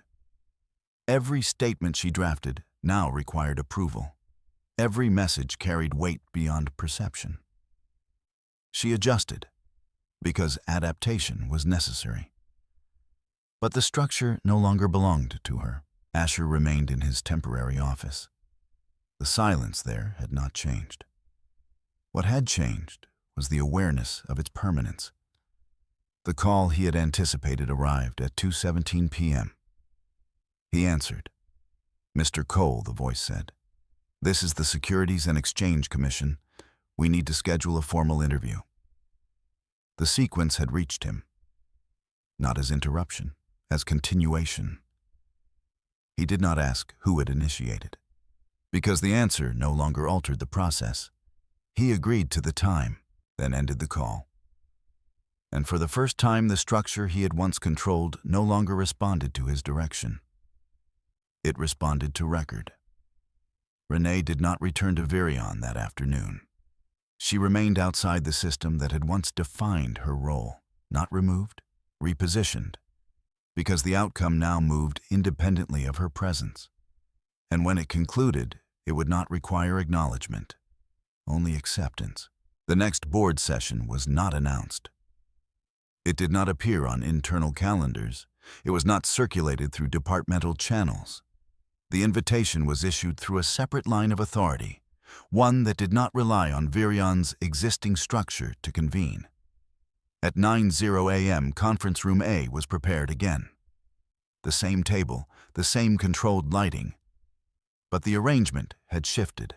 At the head of the table, 2 seats had been designated for Westbridge Capital Trust. Documents had already been placed in front of them, ordered indexed final. Board members entered without conversation. They took their seats in silence, each carrying the understanding that this session would not resemble the previous one.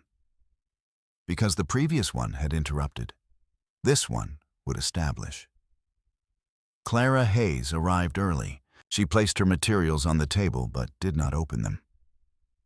Her role for the first time since she had joined Virion was not to shape the narrative. It was to observe it. She positioned herself along the side within the room, but outside its center. When Asher entered, there was no pause in the room's rhythm, no shift in attention. His presence did not alter the sequence already in motion. He took his seat, not at the head, among the others. The distinction was not stated. It was visible. At 9:07 a.m., the door opened. Margaret Ellis entered first. Thomas Caldwell followed. And behind them, without announcement, Renee West stepped into the room. No one spoke. No one asked. Because the structure that had been revealed no longer required explanation. Renee moved with the same measured pace she had maintained in every space she had occupied. She did not look at Asher. She did not acknowledge Clara. She took the seat at the head of the table, the one aligned with the documents, the one that had not been occupied in the previous session. Margaret remained standing. This session is convened under the authority of Westbridge Capital Trust Agreement 17B, she said. Her voice carried across the room without effort. Verification of breach has been completed. Regulatory review has been initiated. We now proceed with formal transfer of controlling authority. Caldwell opened the primary folder. Inside, the documentation had been consolidated. Contracts, financial records, communication logs, verification reports, each section marked, each reference confirmed. He placed the folder in front of Renee. The trust recognizes you as the active beneficiary, he said. Authority transfers upon acknowledgement. Renee looked at the documents, not as if seeing them for the first time, but as if confirming what had already been established. She turned the first page, then the second. Her movements were unhurried, deliberate. The room remained silent, because nothing within it required urgency, only precision. When she reached the final page, she did not pause. She signed. The motion was simple, unembellished. The pen moved across the paper, completing a process that had begun long before anyone in the room had recognized it.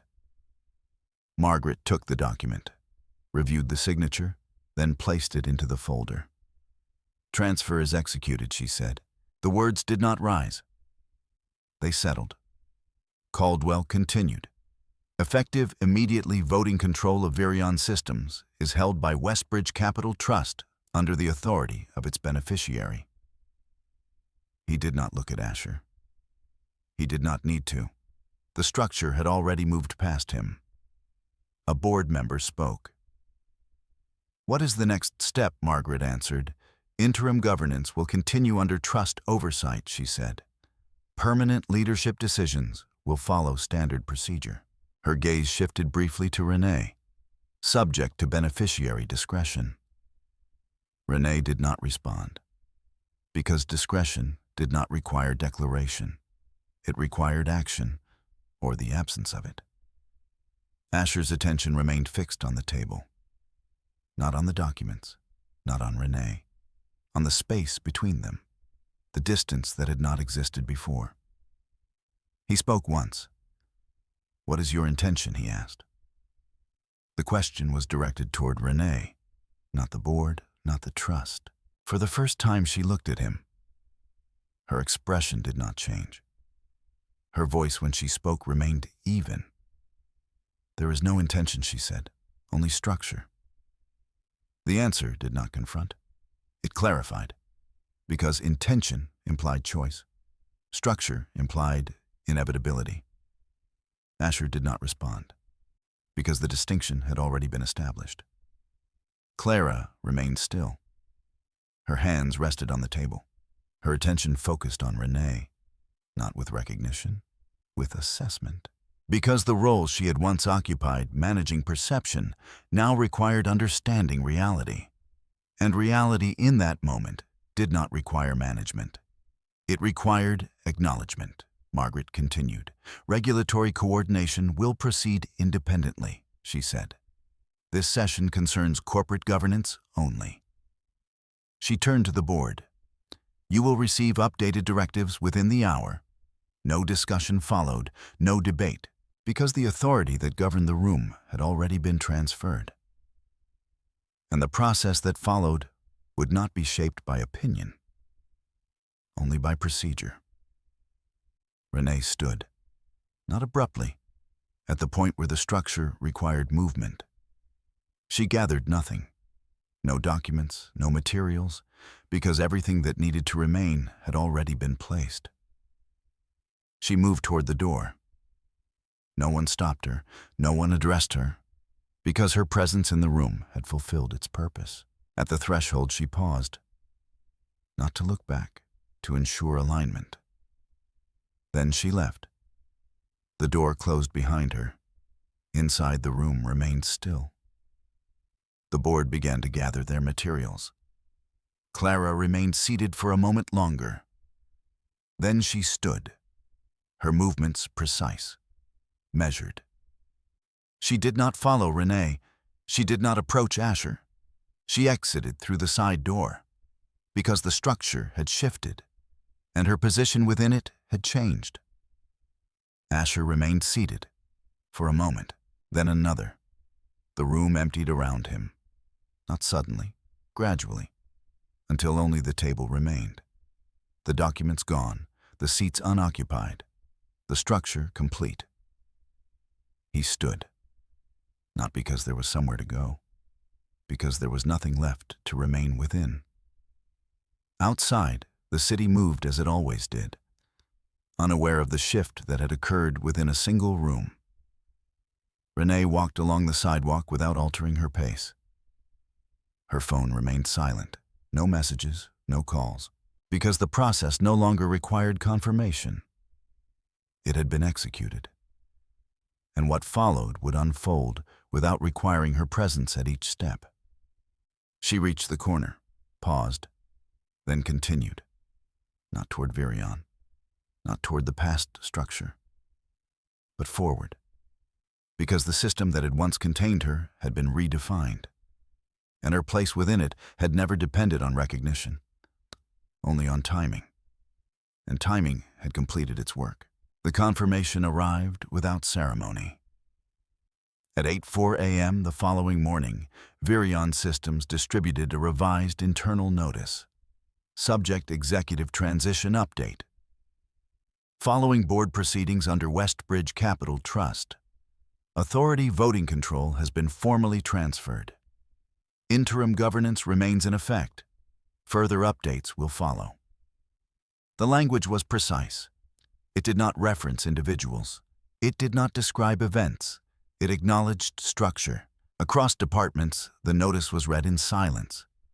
Not because employees did not understand, because they did. And understanding did not require discussion. It required adjustment. The executive conference room was prepared once more. Not for announcement, for confirmation. Documents had been arranged again. But this time, no comparison was needed. No alignment of versions. Only record of what had already been verified. Margaret Ellis stood at the head of the table. Thomas Caldwell remained beside her. Board members took their seats without delay. Clara entered last. She carried no materials. Her role had narrowed to presence, observation, nothing more. Asher did not attend. His absence had been noted. It had not been questioned, because his position no longer required inclusion. At 9:12 a.m., Margaret opened the session. This meeting confirms execution of authority transfer under Agreement 17B, she said. Her tone did not rise. It did not need to. The beneficiary has accepted control. Regulatory proceedings are active. Corporate governance will proceed accordingly. Caldwell placed a final document on the table. Certification of transfer, he said. Each board member received a copy. The document did not describe the past. It defined the present. Ownership, authority, control. Not as titles, as structure. A director at the far end of the table spoke. "What is the immediate directive for leadership?" Margaret responded. "Operational continuity," she said. "No structural changes beyond compliance requirements." Clara's attention remained fixed on the document, not scanning, absorbing, because the shift it represented could not be managed through messaging. It existed independently of it.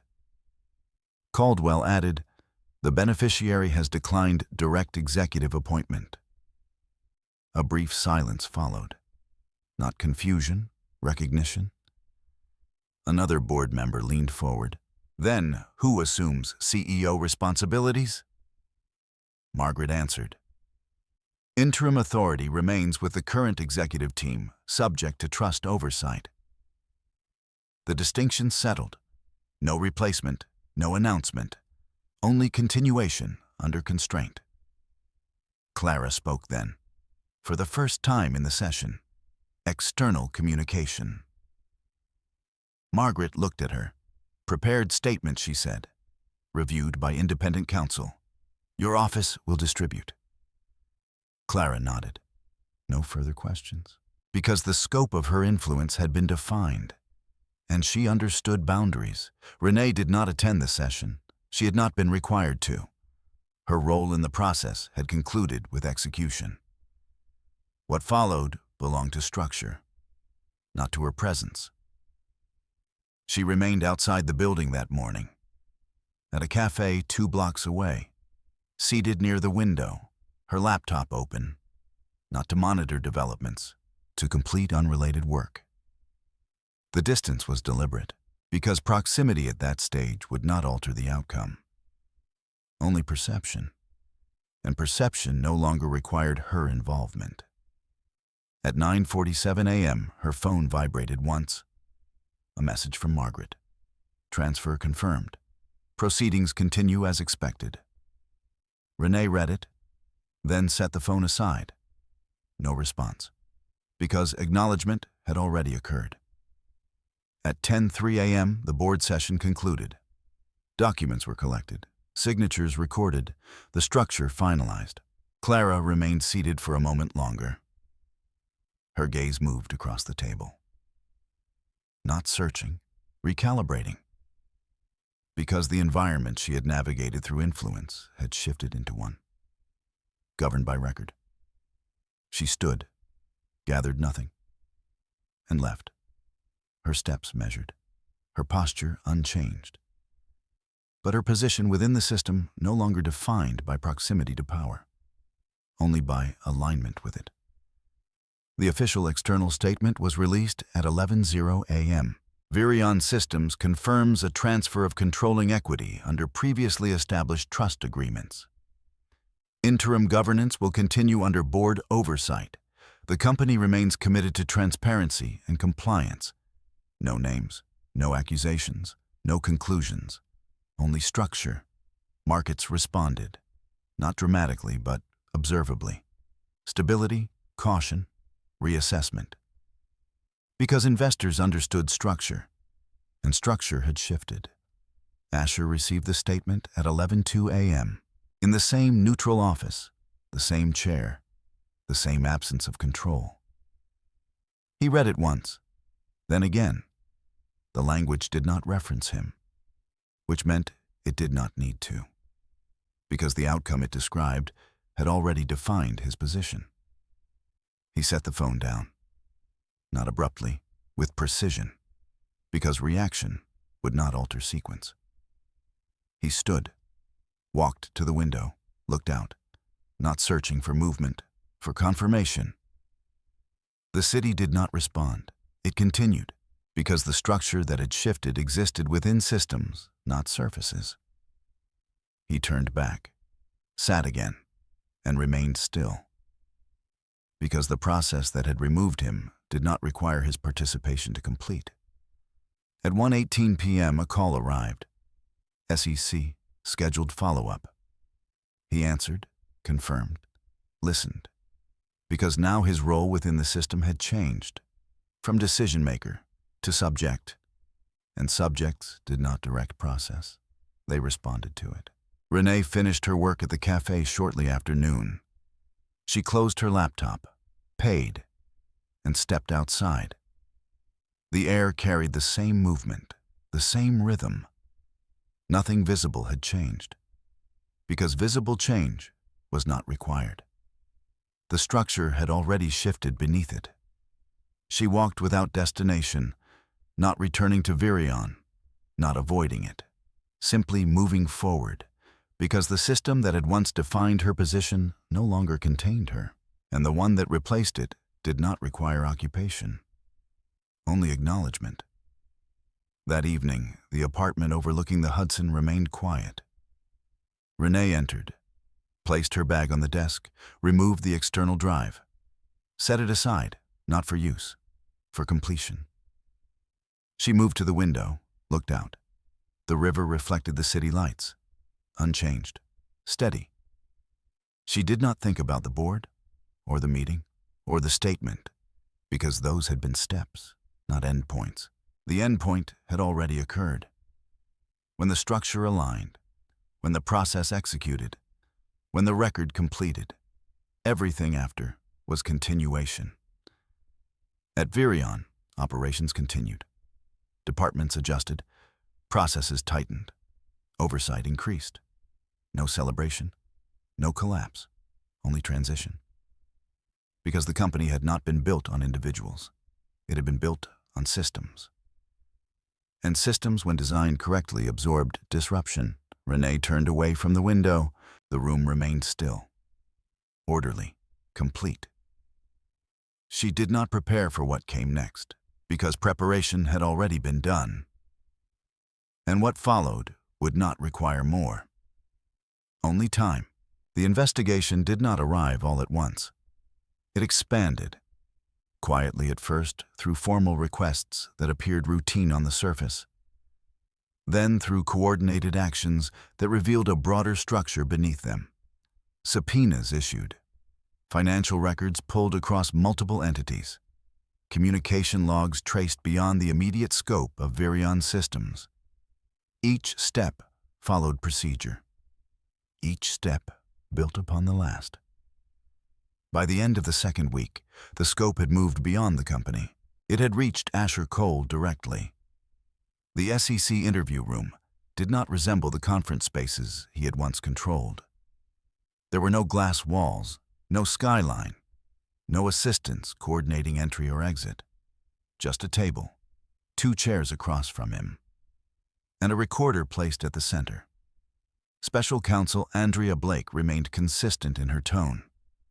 Measured, precise. Senior Investigator Daniel Harper handled the documents. Organized, sequential. They did not begin with accusations. They began with confirmation. Mr. Cole Blake said, "We will proceed with verification of submitted records." Asher nodded. His posture remained composed, his tone controlled, because control at that stage no longer came from position. It came from restraint. Harper slid the first document forward, the merger agreement, original and revised versions, aligned, annotated. "Can you confirm these revisions were authorized by the board?" Harper asked. Asher looked at the document, then back at him. "The revisions reflect ongoing negotiation," he said. Harper did not respond immediately.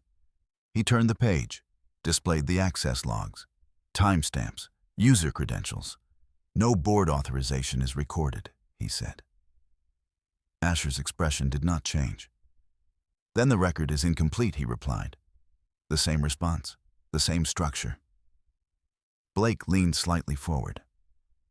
"Mr. Cole," she said, "we are not reviewing internal process alone. We are reviewing legal filings." She placed another document on the table. His divorce filing. The version submitted. Containing the revised agreement. "Can you explain the discrepancy between this and the official corporate record?" Asher did not answer immediately, because explanation required alignment, and alignment no longer existed. Harper moved to the next section: financial records, transaction logs, the duplicated transfer. "Do you recognize this transaction?" he asked. Yes. Can you explain its classification? It was part of a broader adjustment, Asher said. Harper looked at him. Adjustment to what? A pause, brief, measured, as part of the acquisition structure.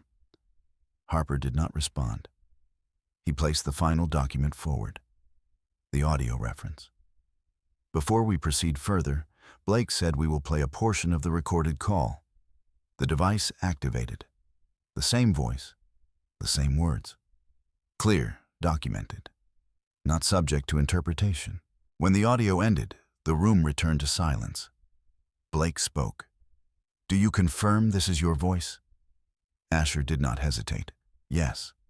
Do you confirm the content of this discussion reflects your instructions? Another pause. Then, yes. The acknowledgement did not raise. It settled.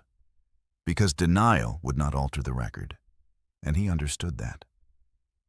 Blake made a note. Thank you, she said. The tone did not change. The process continued, because the acknowledgement was not the conclusion. It was confirmation. Outside the room, the structure continued without interruption. Legal teams coordinated. Financial auditors expanded review. The process did not accelerate. It remained consistent, because consistency ensured outcome. At Virion, the impact remained contained. Departments operated under increased oversight. Internal systems had been adjusted, access pathways restricted, approval chains extended. Clara Hayes moved through the changes with the same precision she had always applied. But her focus had shifted. From projection to containment. Every statement she drafted passed through external counsel. Every message aligned with verified information. No interpretation, no deviation. Because narrative no longer led. Record did. Renee did not return to Virion during this phase. Her involvement had been defined, completed. What remained did not require her presence. It required distance. She received updates from Margaret, from formal notices, from systems that now operated independently of her. She read them, acknowledged them, but did not act, because action at that stage would not alter the process. Only time would.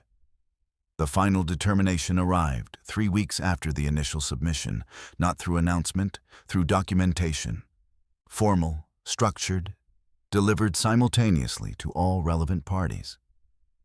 Findings: violation of fiduciary duty, misrepresentation of corporate filings, improper financial reporting. Each point supported, each reference verified. Actions: removal from executive eligibility, financial penalties, referral for further legal proceedings. The language did not escalate. It defined, because definition was sufficient. Asher received the document in the same neutral office. He read it without interruption, from beginning to end. Then again, not searching for error, for alignment. Because alignment once lost could not be reconstructed through reading. He set the document down, not abruptly, with the same precision he had maintained throughout, because reaction would not alter conclusion. The process had completed, not around him, through him. At Virion, the final internal notice followed. Subject governance resolution. Regulatory review has concluded. The company will proceed under revised governance structure. Interim oversight remains in place pending long-term leadership decisions. Again, no names, no reference, because the structure did not require them. Clara read the notice in her office, closed the window, then opened a new document, a statement, not for correction, for continuity, because her role remained. Even within a system that no longer centered her, she adjusted, because adaptation was the only position left. Renee read the same notice later that afternoon. From her apartment, the same desk, the same quiet. She did not respond. She did not reflect. Because the process had never been about outcome. It had been about alignment, and alignment had been achieved. That evening, the city moved as it always did. Lights, traffic, unchanged surfaces. Because the structures beneath them had already shifted, Renee stood at the window, not observing the city, not measuring the outcome. Simply present. Because presence did not require reaction, only awareness. At Virion, the system continued. Departments stabilized, processes adjusted, oversight maintained. No collapse, no celebration, only continuation. Because systems once corrected did not return to what they had been. They moved forward. Renee turned away from the window. The room remained still. Complete. Nothing more required. Nothing left unresolved. Because the structure that had once been hidden had revealed itself fully, and once revealed, it did not need to act again. The final weeks passed without spectacle. There were no sudden announcements, no public confrontations, no visible moments that marked the conclusion of what had begun months earlier in silence. Instead, everything settled, deliberately, precisely. At Virion Systems, the transition completed in layers. Interim oversight shifted into formal governance. A new CEO was appointed after a process that did not rely on urgency, but on alignment. The selection was not unexpected. It came from within the executive structure, someone who had remained consistent, unremarkable, and therefore stable throughout the disruption.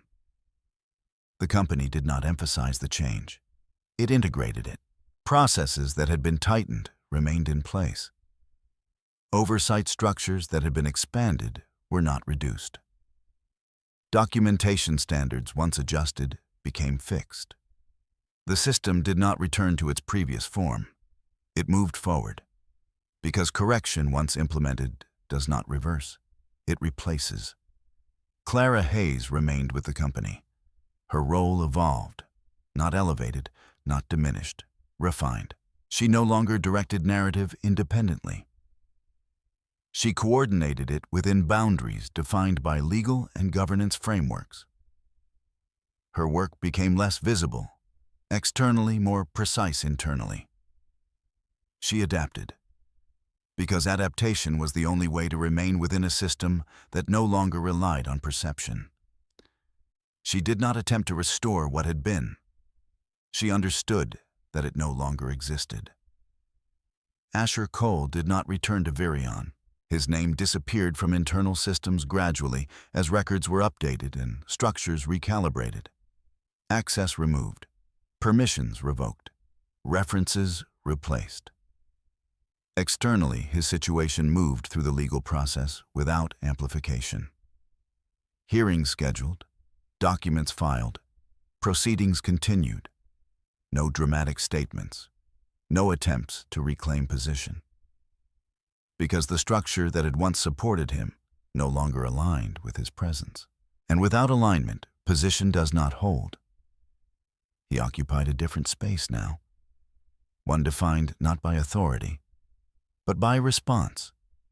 And response within that system did not require visibility, only compliance.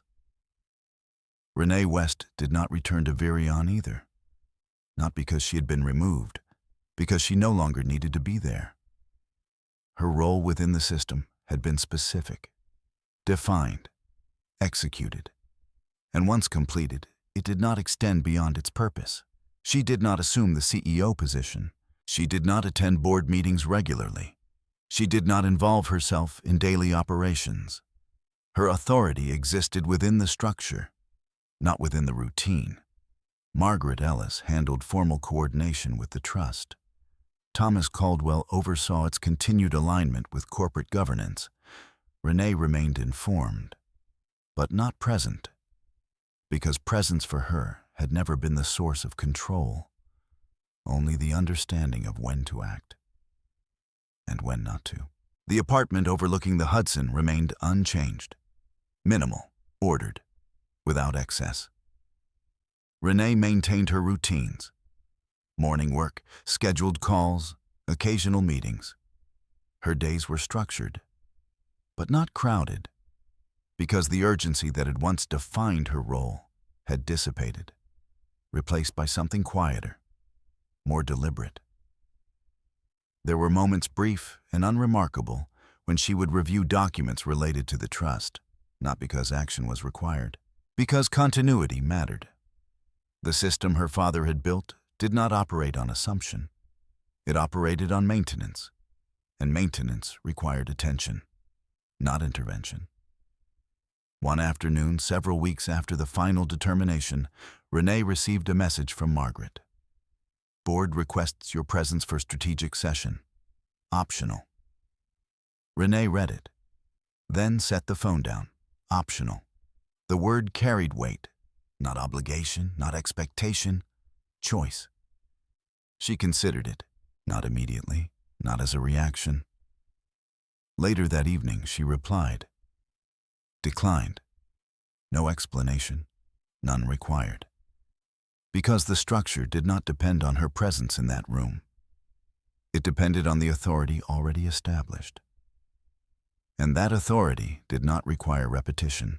The city continued, as it always did, indifferent to the structures that shifted within it. Traffic moved, lights changed. People passed through spaces without awareness of what had been altered beneath them. Because systems, when they function correctly, do not announce their correction. They absorb it, integrate it, and continue. Renee walked along the river one evening. The air steadied the surface of the water, reflecting the city in fragments that did not distort, only repeat. Her pace remained consistent, her posture unchanged. Nothing in her movement suggested conclusion, because there had been no single moment that defined the end. Only a series of steps that aligned, and once aligned, completed. She did not think about Asher, not because she avoided it, because it no longer required thought. The outcome had not been personal. It had been structural, and structures do not carry emotion. They carry consequence. At Virion, the new leadership settled. Decisions slowed, not from hesitation, from verification. Processes expanded, not from uncertainty, from correction. The company did not attempt to erase what had occurred. It incorporated it, because integration ensures stability, and stability ensures continuation. Clara, in her office, reviewed a draft statement late one evening. She adjusted a single line, removed a phrase that implied projection, replaced it with one that confirmed record. She read it again, then sent it for review. Her movements remained precise, her role intact, but different, because the system she operated within no longer required anticipation. Only accuracy. Asher's proceedings continued, not publicly, not dramatically, but consistently, each step following the last, each outcome defined by record. He did not attempt to interrupt the process, because interruption requires leverage. And leverage once lost does not return through effort, only through structure, which no longer aligned with him. Renee returned to her apartment that night, placed her keys on the table, removed her coat. The room remained as it had been, still, ordered, complete. She moved to the desk, opened her laptop, reviewed a set of documents unrelated to Virion, work that existed outside the system that had once defined her. She read, made a note, closed the file. Simple actions, unconnected to consequence. Because consequence had already occurred. She turned off the light. The room settled into quiet, not empty, complete. Because completion does not require acknowledgement, only the absence of what remains unresolved. And nothing remained. In the end, nothing about Renee West suggested victory. There was no moment where she stood above the outcome and claimed it. No declaration that marked the shift as personal. No gesture that turned consequence into spectacle. Because what had unfolded was never about proving strength. It was about understanding structure.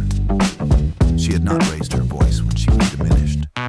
She had not confronted when she was exploited. She had not read when she was replaced.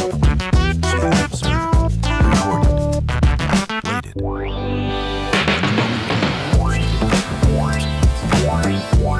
She revealed it. There is a difference between fighting for control and recognizing where control already exists. One is loud, the other is precise. And precision does not require attention to function. It only requires truth. Asher began moving from his life and simplified. That power could be redefined by proximity, by image, by control over others. What he did not understand was that power, when rooted in structure, does not depend on visibility. It depends on alignment. And once that alignment is broken, no position, no title can be restored. Renee did not take anything from her. She did not need it. The system responded to what was already there. The records he signed, the decisions he made, the patterns he created. Everything remained. Everything was used. And everything was in the same place. Because it was already there. There are moments in life when silence is mistaken for weakness. When absence is mistaken for irrelevance. When stillness is mistaken for surrender. And sometimes silence is preparation. Absence is position. Stillness is control. If you stay with the story until the end, you understand that not every form of strength needs to be seen. Sometimes the strongest position is the one that does not move until everything else does. This story resonates. Take a moment to share where you're watching from, what time it is for you right now. And if you appreciate stories that reflect quiet strength, consequence, and truth, consider subscribing. Not for noise, but for what remains.